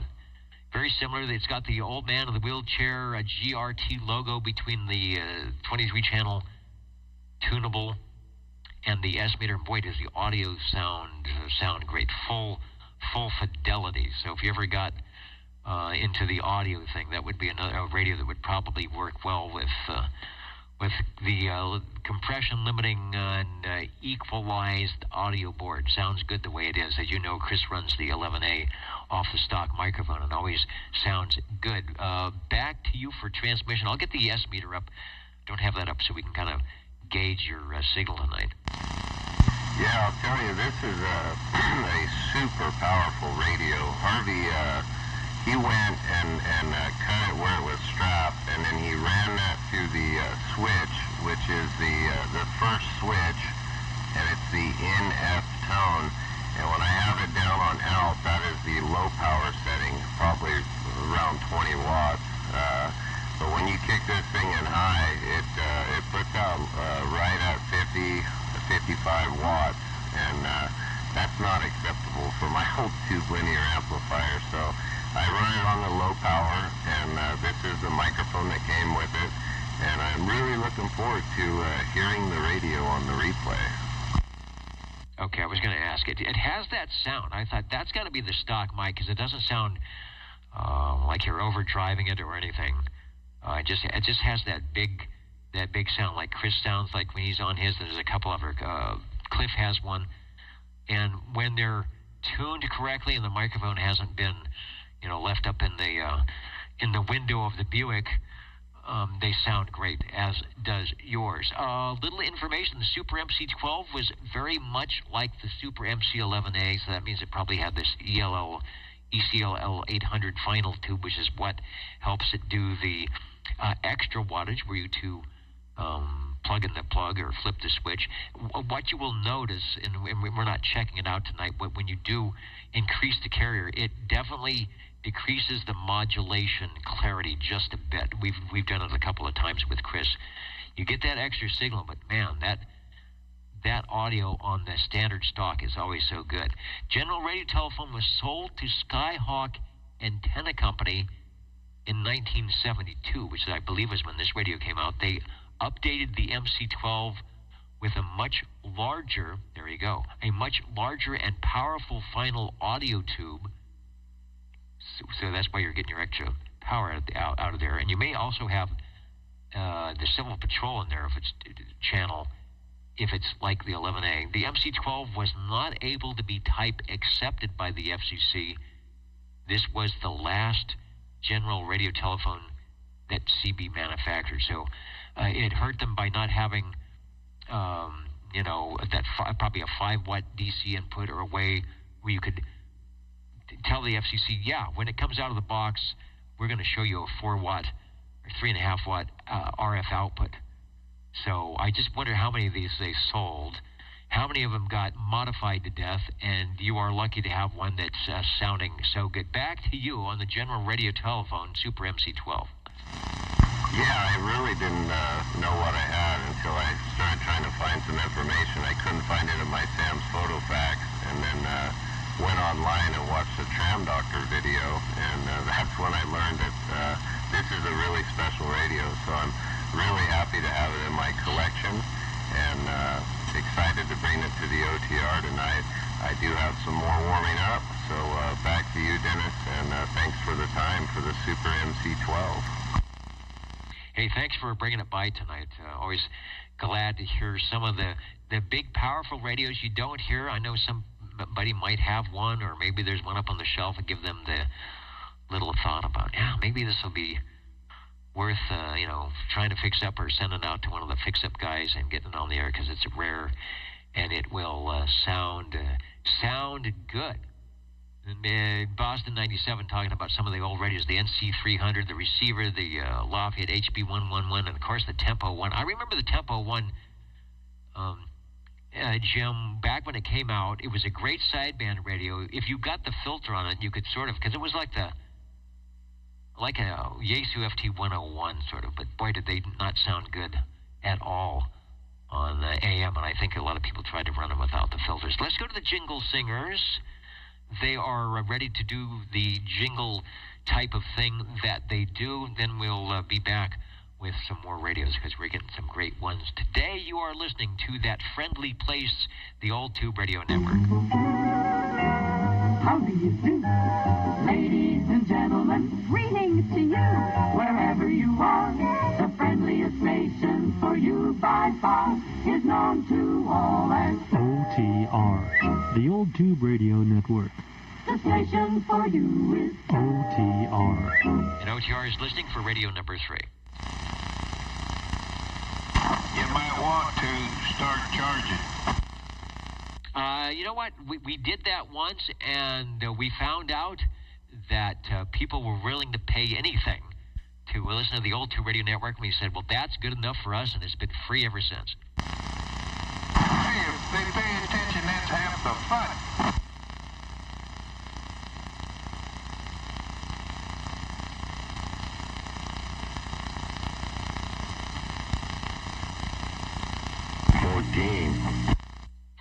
Ooh, with a different sound on the radio. Take a transmission over.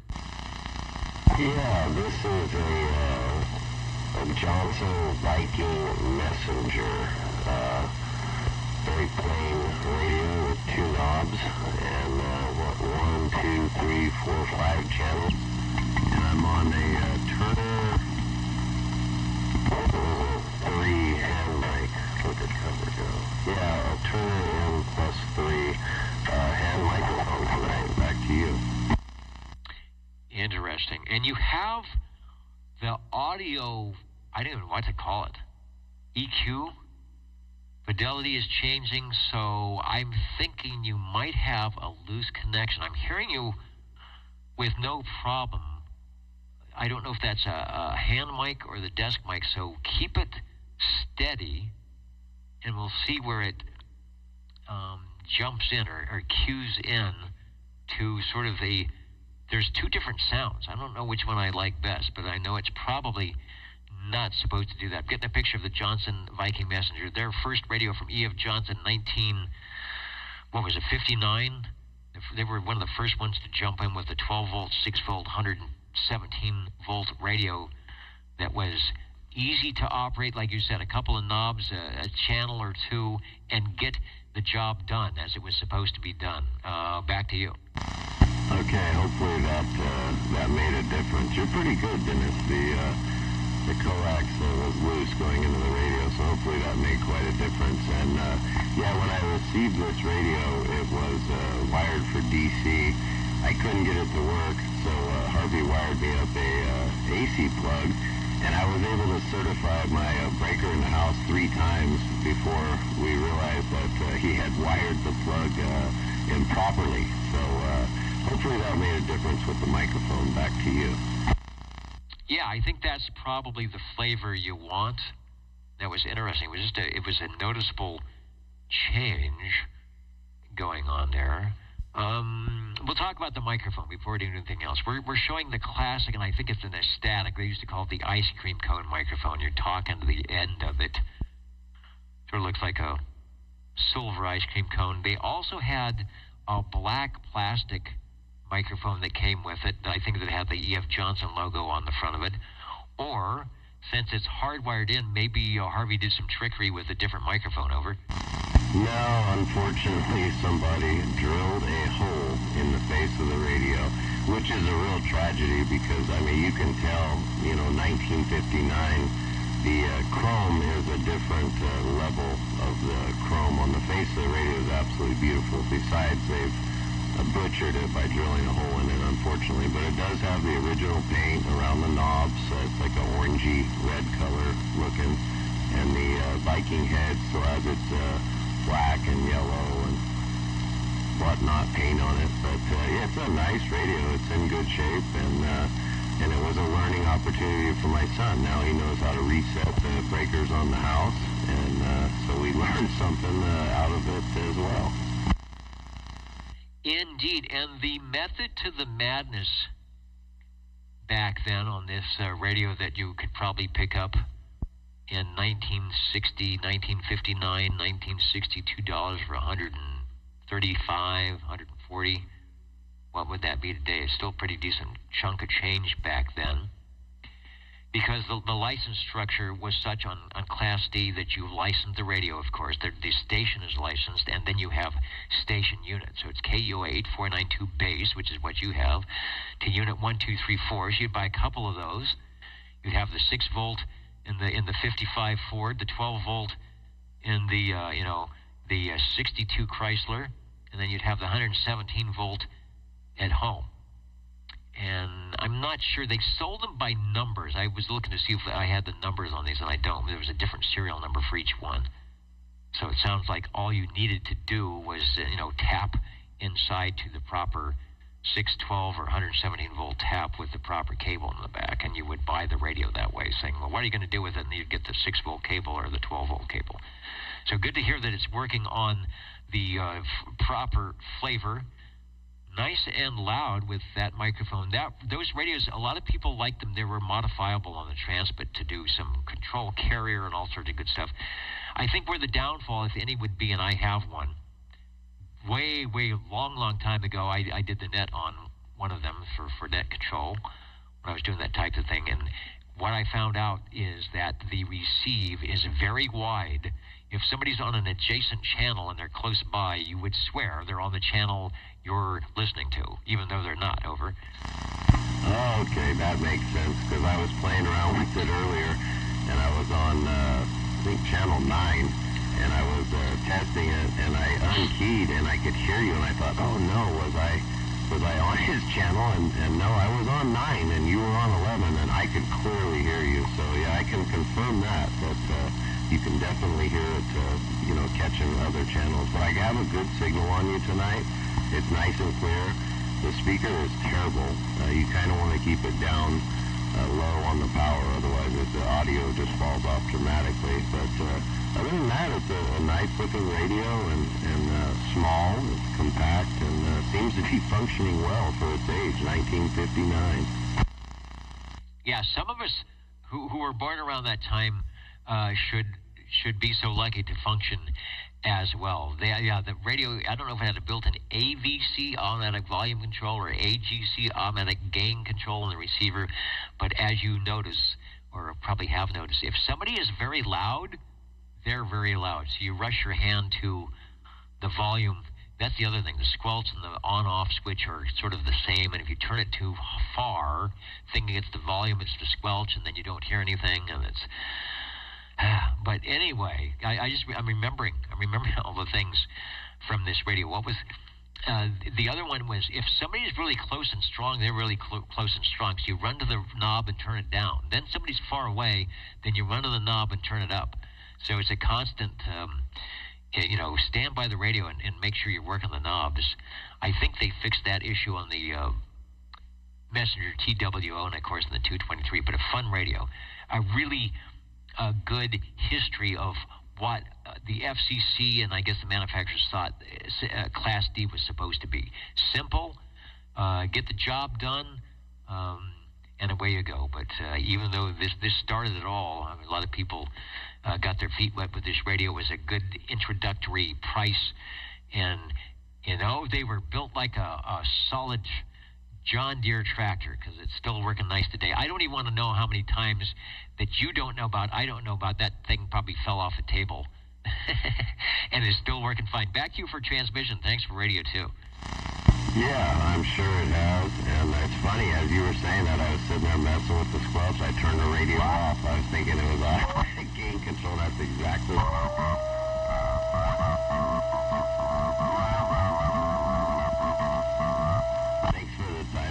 for the Johnson Viking Messenger.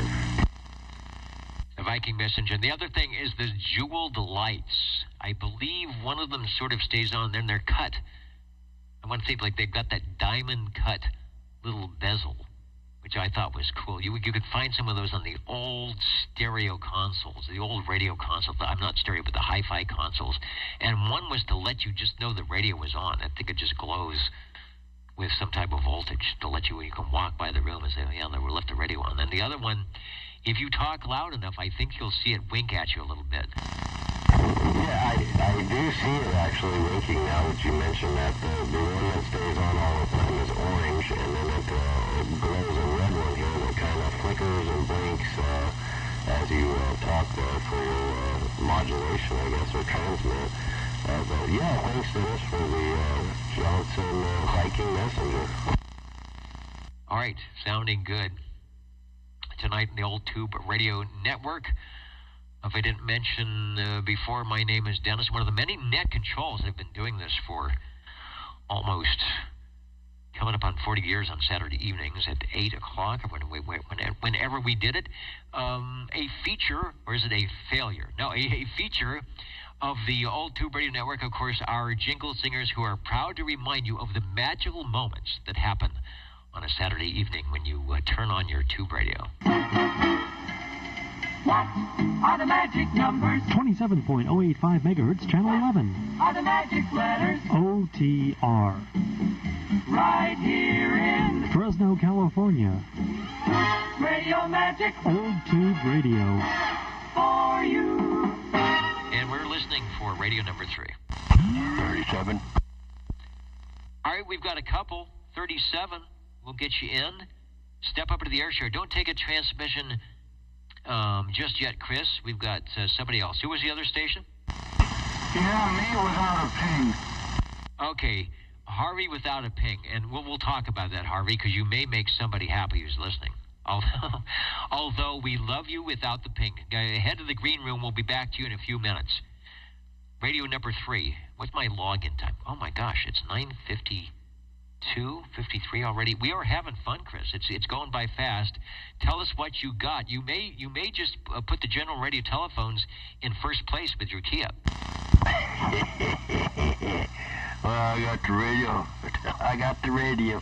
I got the general radio telephone, Super MC11A, 24-channel tuber that glows in the dark. And we're running this here with the handheld stock microphone. Over. Can't beat the stock microphone. I don't think you want to put anything else. Maybe an unamplified D104. We had its older brother. Maybe it's its younger brother. I don't know how you would categorize that. But the Super MC12. I mean, they took the 11A. I mean, it was the biggest and the best for their up to that time. And they said, you know what? You know, they said, let's sneak in. Let's sneak in a little extra power. Let's sneak in that bigger tube. And they did it, you know. Who was it? If I do it, I get a whipping. And so, indeed, the FCC said, what have you done?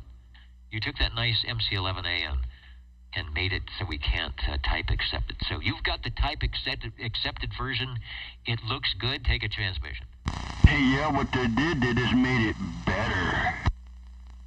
Well, possibly. I've got a nice shot of the, want to get the microphone that you're using. It's a stock microphone. Goes into the front of the radio. Always sounds good. It makes the old man in the wheelchair proud. Back to you. Yeah, with pulling around with his IV. Absolutely. Sounding good on Channel 11 tonight, even though we could go down to the Civil Air Patrol channel and get ourselves in trouble. But no, we're here on Channel 11. Radio number 3 from beautiful downtown Burbank. You heard the MC12. Here's the radio that they took and made the 12 from, the Super MC11A. Thanks, Chris. It is sounding good. Thank you, Dennis. That was it for me. I come here just to do this for you. So I'm going to get out here and finish watching my movie. All right, movie night is a good thing. Hope you have your favorite beverage or some popcorn or something to go along with the movie. Thanks for jumping in here during the intermission. No problem, Dennis. The Old Tube Radio Network. Let's go back to the air chair, and I will look down. I do believe I have Harvey written in as radio number 4. Standing by no longer. Coming in from the green room into the air chair. Harvey, hold on one second. I am going to make an on-air adjustment here. Because I see some SWR, low, some SWR malfeasance. All right, that might be a little bit better. Hello, Harvey. Roger. No ping. The receiver is barely working. How's the audio on the transmitter here? How's this? The audio is great. I mean, now you say no ping. That could be because the radio doesn't ping because it's not a Browning, or is it? And if it is, what flavor of Browning Laboratories Incorporated do you have? Over.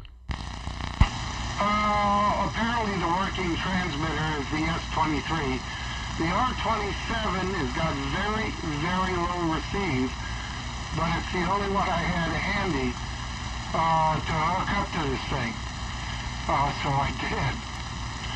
But anyway, check in the S23 transmitter, and I guess consider it working. All good tubes on. First, changing out some more caps, and then I've got to get a receiver going with it, and then it'll be good to go. Anyway, I've got 2 more to check in quickly, so I'll get to it.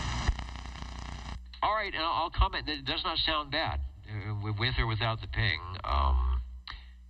Audio is good. It has Eagle. It has Browning. I guess it is an Eagle. It's the first Eagle. It has the S23. Has good sounding audio. Don't hear any wackiness going on, buzzing, other type of malfeasance. So I think you did good. So continue on, and we'll mark the Browning S23 transmitter as our radio number 4 that we just heard. This doesn't work. That does not work, as you know. Okay, this is working. Some reason the modulator doesn't want to work with this radio. Might have a problem or something, but I'll figure it out. Anyway, the R27S23, my working one with a +2 desk points on it. So that is the complete set that you would call the original Eagle, right? Roger. R27, the receiving unit, the S23, the sending unit. It has, let me see if I've still got the logo up here. It has the Eagle, but it's not an applique or I don't know what you would call it, applied to the red. It's more like this silhouette shadowy thing, right? Roger. Yeah, between the channel selector and the on-the-air light. Okay.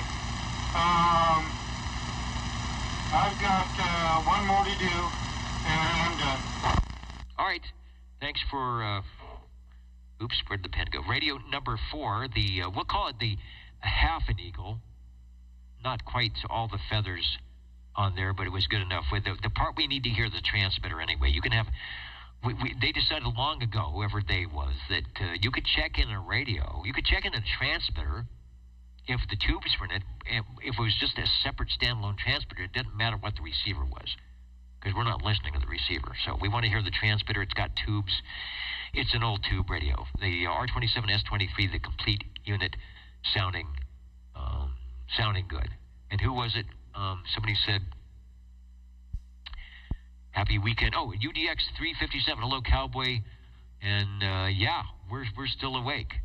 And 21 is saying, are we still awake? You know, I want to say, JT, this is all your fault, because you had the cool-looking general radio telephone, Super MC 11A. We've had 2 general radio telephones, the 11A and the 12, checking in tonight, so you started something. All right, we're counting and amounting, but we're also listening, the Old Tube Radio Network. All right, Joe, don't go away. We'll be right with you. And what was that, Harvey? Over? My weird golden beagle. I'm holding the mic a certain way, and that's how it sounds. I might be getting some interference here, so I have to try something. So, won't take long here. Let me unkey and ping again. Yeah, that's normal ping. Okay, I'm gonna unkey, flip a switch, and see what happens here. Hang on.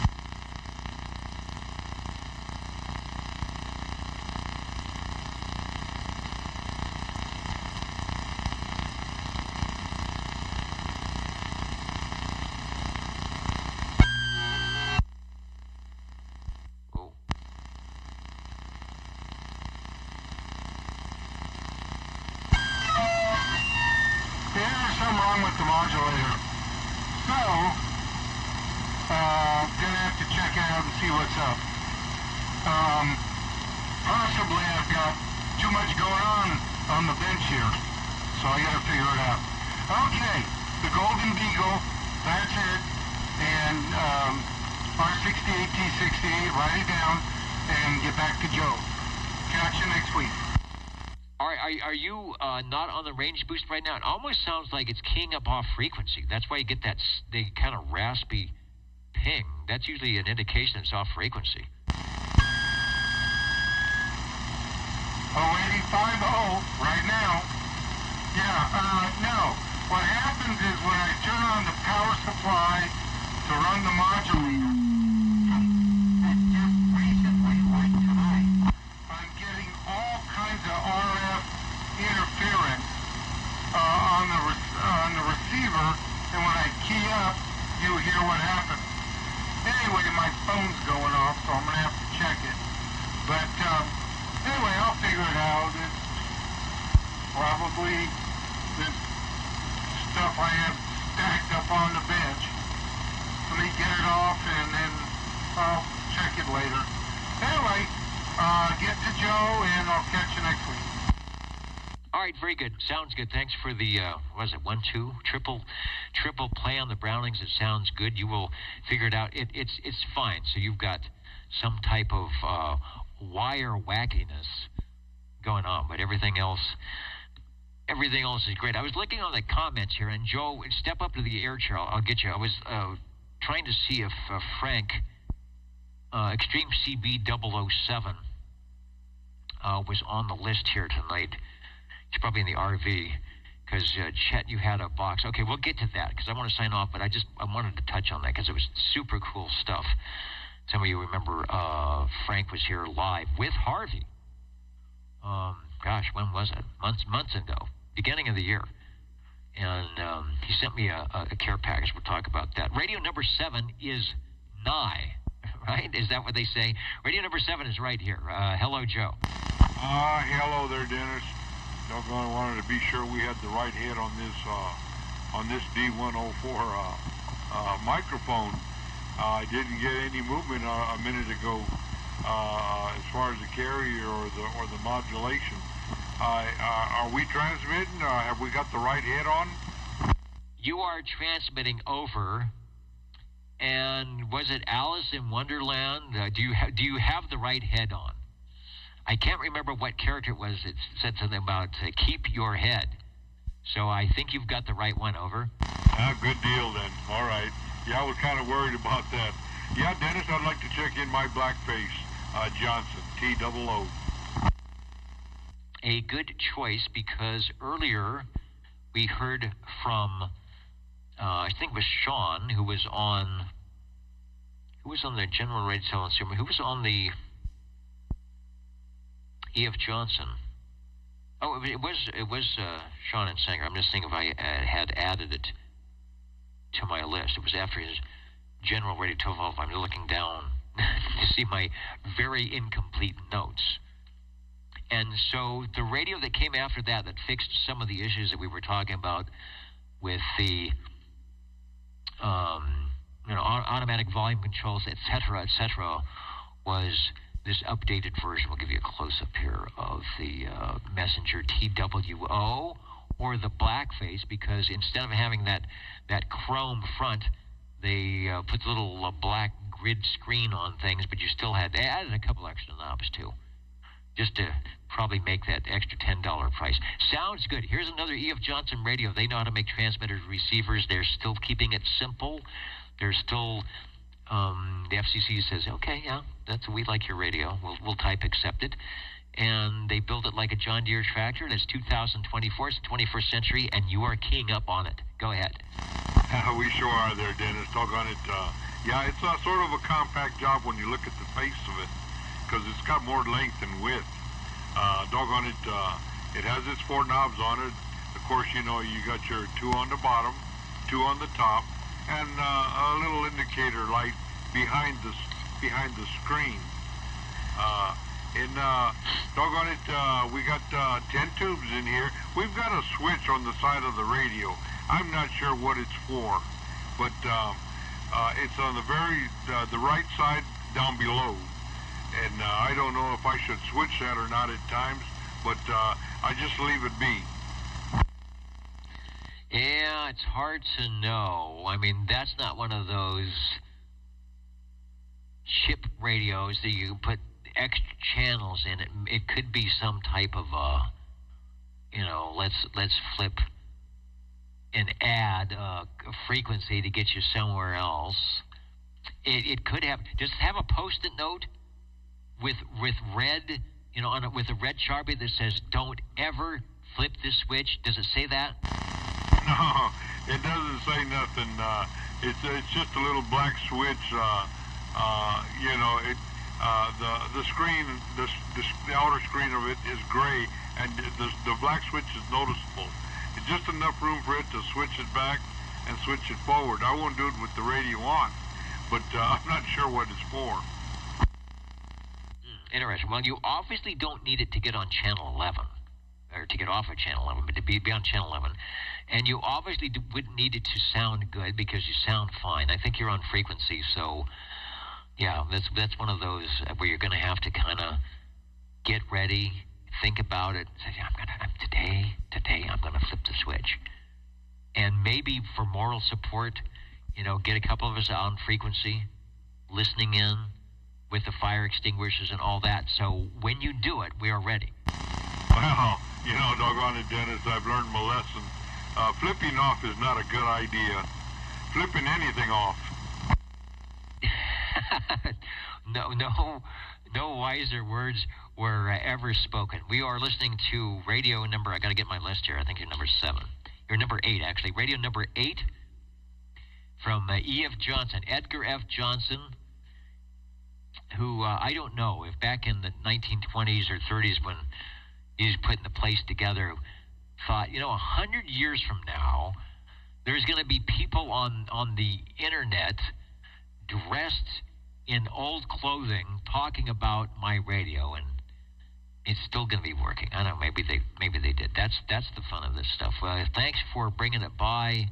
I know you have a good time, the Old Tube Radio Network. I do, our shortwave listeners. Thanks to you guys for hanging out there and cheering us on. Thanks, Joe. Well, doggone it. You're most definitely, you're welcome there, Dennis. And I enjoy doing it. And I wish I could say more for the dogs. Right towards the end there, the last few minutes, they got down to about 99% of probable, not winning. And right now they're sitting at 100%. It's the final game. It's the final. The game's over. Air Force 36, Fresno State 28. Doggone it. After the half, they couldn't move. Well, thanks a lot there, Dennis, and that'll do it for me. All right, thanks. I see Steve gave us an update when it was 21-17. That's the good update, because the 21 belongs to Fresno State. So, all right. Well, I don't know. Was this supposed to be a building year for the dogs? I don't think so. There should be another game. Are they in a different league? I don't remember them playing Air Force before, but next time. All right, thanks, Joe. Thanks for jumping in tonight. Yeah, we should have won this one, Dennis. We should have won it. Air Force was 1-7. They had only won, I think, one game. The odds were against them, but you know how that works. You know how it works. You can't just go by that. You got to see the whole game. Never pans out, like they say. Okay, Dennis. Like I said, I'll be back on the side there and let the old channel rock. All right, yeah. Did he say Fresno? I'm not sure. All right. What else was on? Oh, John was mentioning, and we had mentioned earlier about the special events station at the veterans, or for the veterans tomorrow, Whiskey Zero Hotel. And I had mentioned a way to get information, and John says currently on QRZ the information is wrong for whatever reason. So if anybody interested in the White House Communications Agency, WHCA, go to the web page, White House Communications Agency Amateur Radio Club. You get a lot of info about the WHCH history. And then look for them tomorrow on the air, or today maybe, when you're listening. It is November 9th, 2024, because I know this gets taped, videoed, and see if you can't tune in, listen for, and maybe get a contact from Whiskey Zero Hotel. Counting and amounting. Oh, the Hickok tube tester. Oh, I forgot to ask Harvey about the tube tester. Harvey, if you're listening, if it's convenient, we wanted just a quick info about, because I know you can talk for hours about a tube tester, but curious about what tube tester you have. John's got the Hickok, and I think that's what you've got. So if you're back, if you get back, let us know. I'm going to be counting and amounting. Let's go to the singers, as SWL56 would say, the singers of jingle, and they will do their thing. We'll be right back. You're listening to the Old Tube Radio Network. You're tuned to OTR. your dial reads Channel 11. right here in Fresno, California. Stay with us Old Tube Radio. and be modern. 14.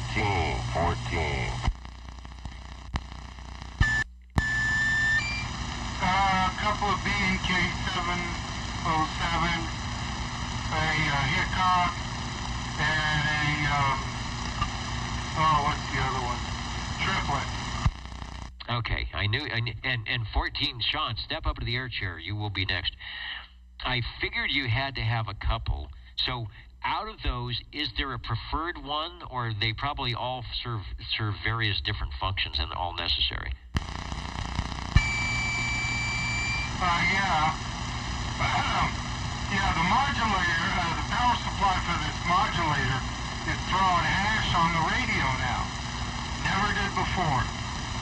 So I don't know what to do about that. But go in there and beat it with a hammer. For a quick check, the 707, I have a couple of those. For more accurate checks, the Hickok and the Triplet. And then for the older tube, I have a Conair, like that one. A Conair that does the 4 or 5 pin tube. Conair, I thought that was a hairdryer. All right, good information. Got to have all that. Yeah, that's what I was hearing. It sounded like interference. It sounded like you were off frequency. It sounded like something was going bad with the audio. So I don't know why that happened, unless you have a jumper shielding, giving up the ghost, or a corner, one of those horrible elbow S0239 connectors in line somewhere. Who knows? All right, let me pick up. Oh my gosh, it's getting late, but let me pick up Sean, because it sounds, as always, he's sounding so good tonight. Jumping through the radio room, and we need, I gotta find my list. We need radio number 9, so we've got it here. Thanks Harvey, for jumping back in. Hello, Sean, if you can still hear me from Midtown Fresno, over. Yeah, I can hear you, Dennis. I don't know how well you can hear me. This radio is quite low on frequency and cannot be put any closer. It is a Johnson Messenger 223, and it, oddly enough, has extra channels like you and Joe were talking about, and this thing will actually go above 40, and that's the reason why, to get all the channels to kind of halfway beyond frequency, it's a little low on 11, so hopefully you're hearing me on it. Oh, hearing you great. No problem with the Messenger 223, and all of a sudden my Rolodex is broken. It's not giving the pictures out. And we used to talk to Larry, and I haven't seen his posts. Great guy, and he was in Michigan. He was in E.F. Johnson country. Radio, I think it was Radio Ham guy, and Larry worked for, and he was one of our first Echolink contacts we picked up, and he used to work for E.F. Johnson, and he said if there was one fault, because he said they were a great place to work, this is in the 80s, really great radio, solid bill. He said if they had one issue, it was the crystals staying on frequency. And a lot of times we would check them, they were off. So you probably got one of those ones that he was talking about with the crystal frequency. I'm listening super wide on the receiver, so I can't tell it all. You sound great, so no problem. Take a transmission on the Edgar F. Johnson 223, the big grand and last of the tube radios that they put out. Yeah, this radio, the only nice thing about it is the microphone. I believe it's the stock desk microphone. It's beautiful. The paint, everything is perfect. The chrome, Harvey was describing it as like an alien head looking style. This radio, it looks like a sailboat captain had it tied to the bow of the ship for years, and then threw it out in the garden, and then at some point threw it in the barn where I found it because it is hammered. I mean, the case is all rusty, the face is completely pitted, and it had so much dirt on it that you could barely even read what it was. But it does have a nifty little box on the side of it with like an old Ford headlight looking knob from the 50s, and you rotate that. It's a 12-position switch, and then you can sit there and go through 4 channels with each position, but it has a hole where the third channel would be on the knob every time. But it, like I said, it goes clear above 40, and definitely was a well-built radio, because this one was used and abused. Wow, and that's normally they're always good. And you look at let me give the extreme close-up. You look at the case; it's heavy. There's not a plastic on there. It's good. It's a big metal case with the vents. And so, what's the YouTube videos you find with the barn find the car? You know, they pull out the old Plymouth, hasn't been running for 20 years. You know, let's pour a quart of oil down there and some gas in the carburetor and see if it fires up. So, I think you've got the barn find Messenger 223. Well, we can't tell, of course. We're not sitting in the driver's seat, and it sounds fine. Can't tell if it's at off frequency. And the audio is really good. I mean, all your radios tonight have had great, loud, I would say good 100% plus modulation, so not a problem. So from 1969 to 1972, when you could buy these radios brand new for about $220, if it included the microphone, and unlike what we said before, there was no way easily to run these off of 6 or 12 volts. That wasn't meant for that. This was the true base radio. And it started out as a Johnson Viking Messenger. They just added the right power supply and an S meter and all the 23 channels and a little extra, selectivity and sensitivity here and there, and there you go. Sounds good. You can find out more about it with Sam's book 23 on page 53, or you can just come right here to the Old Tube Radio Network and say, Sean, take a transmission. Go ahead. Yeah, I'm looking at the image there. Mine does not have that jewel, the little light on the face of it, and I'm shocked. That's a nice looking radio. Mine looks nothing like that. I had no idea that where the knobs were at, it was brushed, what looks to be brushed aluminum. But yeah, this is the worst looking radio I own, and I'm very curious to hear how it sounds. All 3 of these radios were new radios to me, and for the OTR tonight. So appreciate you staying up late and giving us some time tonight. And it sounds like we have 3 of these Johnsons, so we'll see what the totals are. And thanks for the time for the Messenger 223, Dennis. There it is. Well, I put the picture up so you can see the S meter, the radio. I found the one without the mod light. And Harvey said on the radios, I guess when they first came out, the modulation light wasn't brought forward as the one we're showing here now.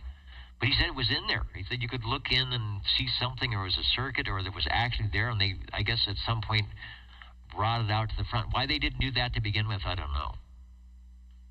So you've got the non-mod light radio. I don't think there's much different about that, except for that. And then, according to Harvey, you probably have one inside.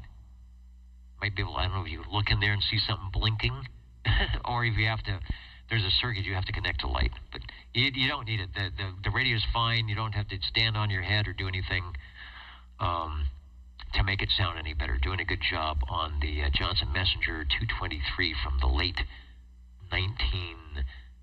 60s. 21, yeah. See, JT says he drilled a hole and put one in. So it's right there. Harvey can tell you about it if you have to have it, but I know we were talking about drilling holes in the radio. So don't need that. I wonder if they're doing a crystal multiplier where they've got some like 7 hertz intermediate, and so yeah, put in 7.5, and now you've just moved everybody up 500 hertz, and channel 7 is now channel 27, or however they did it. Good deal. All we care about right on a Saturday evening is you've got channel 11. Thanks for stopping by. Yeah, thank you, Dennis. I appreciate the time tonight. Sounds good, Sean. Hey, thank you. Now I can hear you. I couldn't hear anything from you tonight, and now I got a good copy on you, Harvey. Thank you. Yeah, the power supply for the modulator was throwing hash on the radio and screwing up the transmit and everything. But I turned off that power supply, and there's one above it that runs by 2 meter for a 40 radio. Shut them off, and then turned them back on. Now everything's just fine. So, I do nothing, and it works. I like that.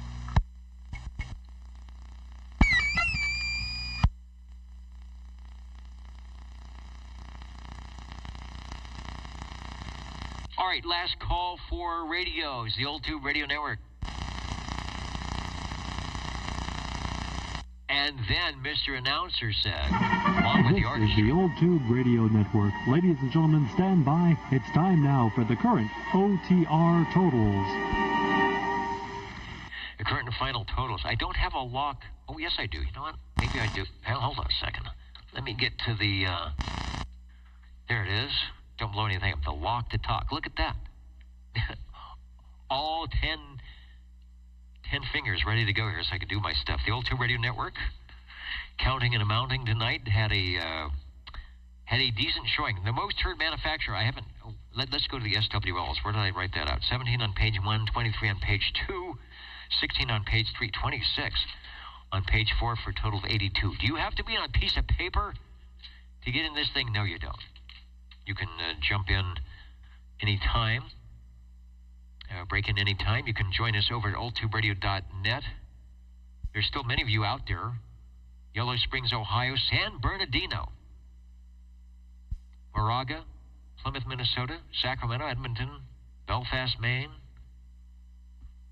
You can kick in on the video, watch us anytime. What year is it? Is it still 2024?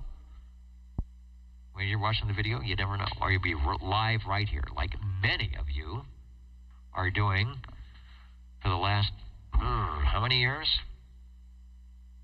Let me see what we did tonight. Oh, I'm locked to talk. I was looking to see how come I'm transmitting, because I'm locked to talk.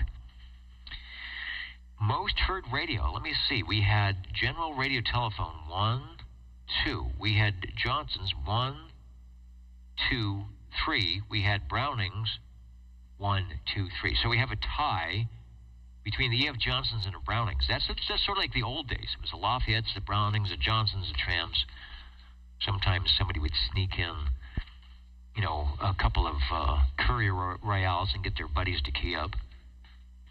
It'd be a Courier night. So I started off with the CTZ. That would be interesting. We got an International Crystal Manufacturing night. We've got a couple of them out there. The International Crystal Manufacturing CTZ, Charlie Tango Zulu 100. Thanks, Cliff, for that. With the extra additional speaker S meter. Kind of a neat addition. Very, very nice radio, and a great picture from the Milam collection. We really appreciate and are very lucky to have a lot of info from that estate.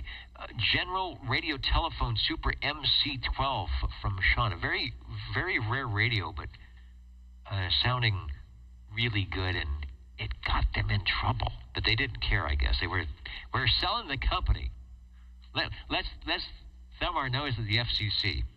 Radio number 3, the Johnson Viking, or the Johnson Messenger. Johnson made a Viking and a Viking Valiant and a Ranger and a Valiant 2. That was their 85-pound boat anchor stuff, and then in 1959 they said, okay, here's a little Viking messenger, and off they went to sell millions of radios. It's like, what happened to those ham guys? Radio number 4, the General Radio Telephone Super MC11A. Chris running out during intermission and giving us that, a fan favorite. The triple play Brownings. Harvey on the Browning S23 transmitter paired with something he's working on it, but it sounded pretty good. That was Radio 5. Radio 6 was the Browning R27 S23 Eagle. Full combination. And then the Golden Eagle. The radio after that, called the Golden Eagle before the Mark II, was the R68 T68, and that was Radio 7. In this case, it's the Beagle, not the Bagel, not the Eagle. Radio number 8, E.F. Johnson Messenger TWO, Joe. Even though the Bulldogs lost, Joe he's a fan of the Bulldogs, but he's an even bigger fan of the old Tube Radio Network, and so he knows that you got to get out here and tailgate a little bit with your E.F. Johnson Messenger TWO. Moments ago, the E.F. Johnson Messenger 223, the ugly duckling, but we couldn't see it. It looks nice. I'm still keyed up on it. Let me unkey for a second. We're back. Thanks for letting me to take all these long transmissions and listening. I was going to go up to, and there it is, the SDR, and at least on my Kiwi, and where is this at? See, it's not close.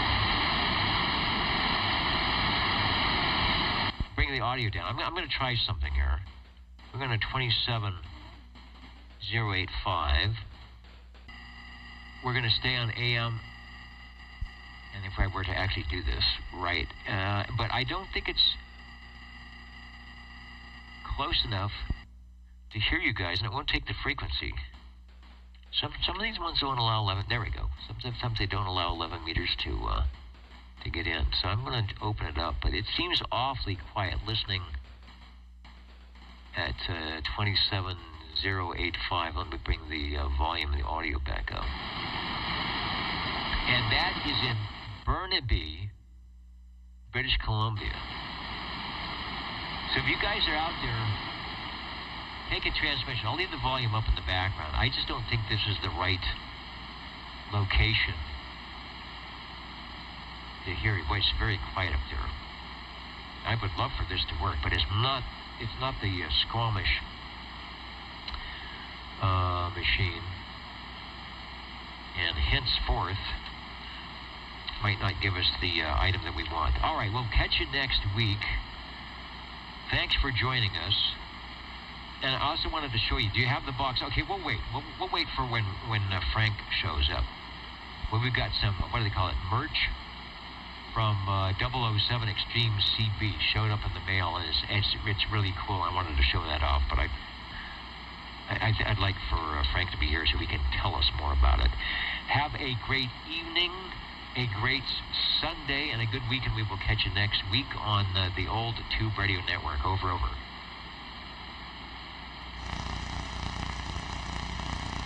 73s, everybody. All right.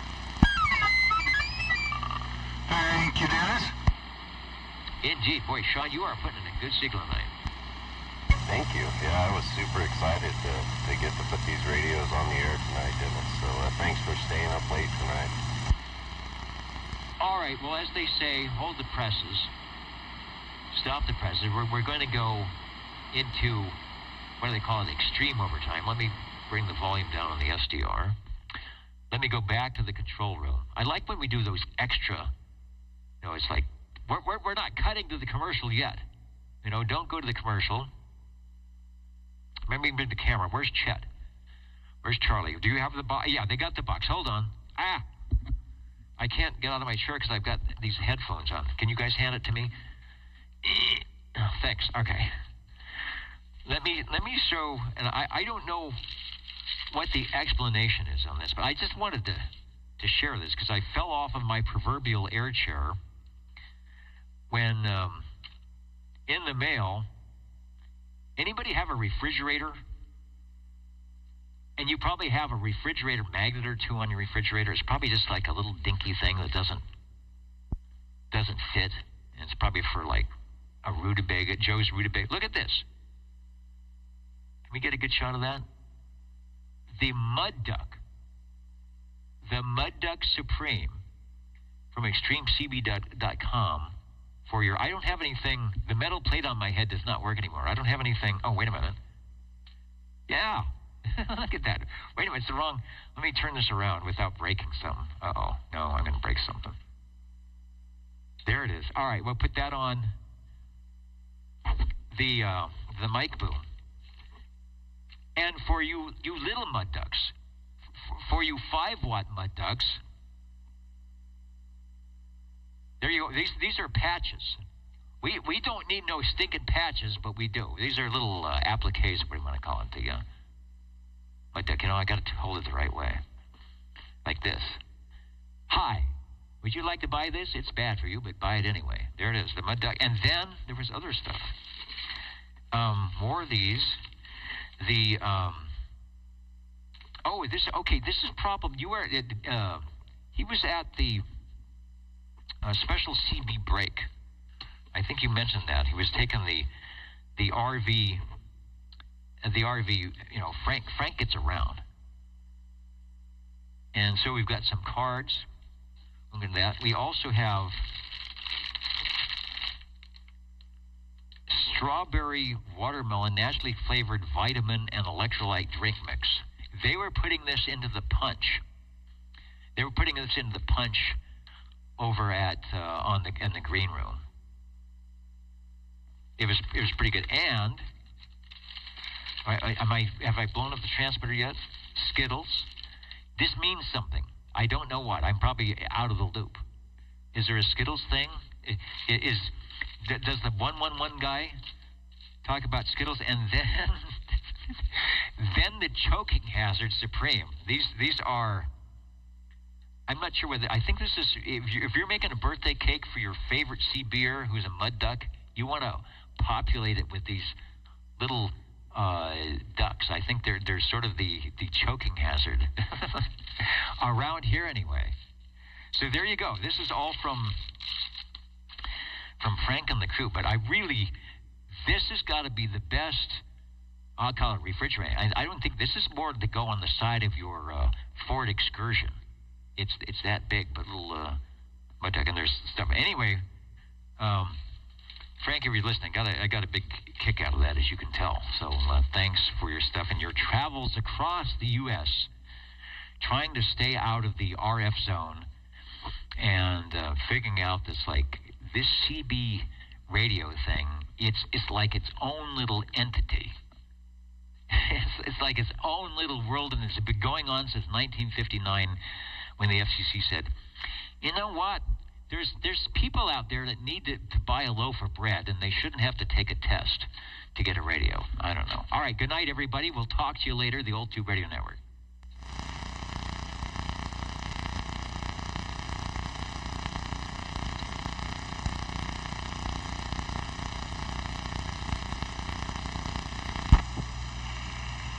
Good night, Dennis.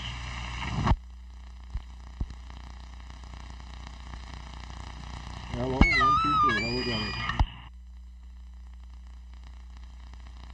Yeah, I see Richard there. Let me sign out here. All right, you guys can have this back. Take a few. Put them out in the green room. Put one on the Buick. Roger. And I may put the metal plate back in my head so I can wear one.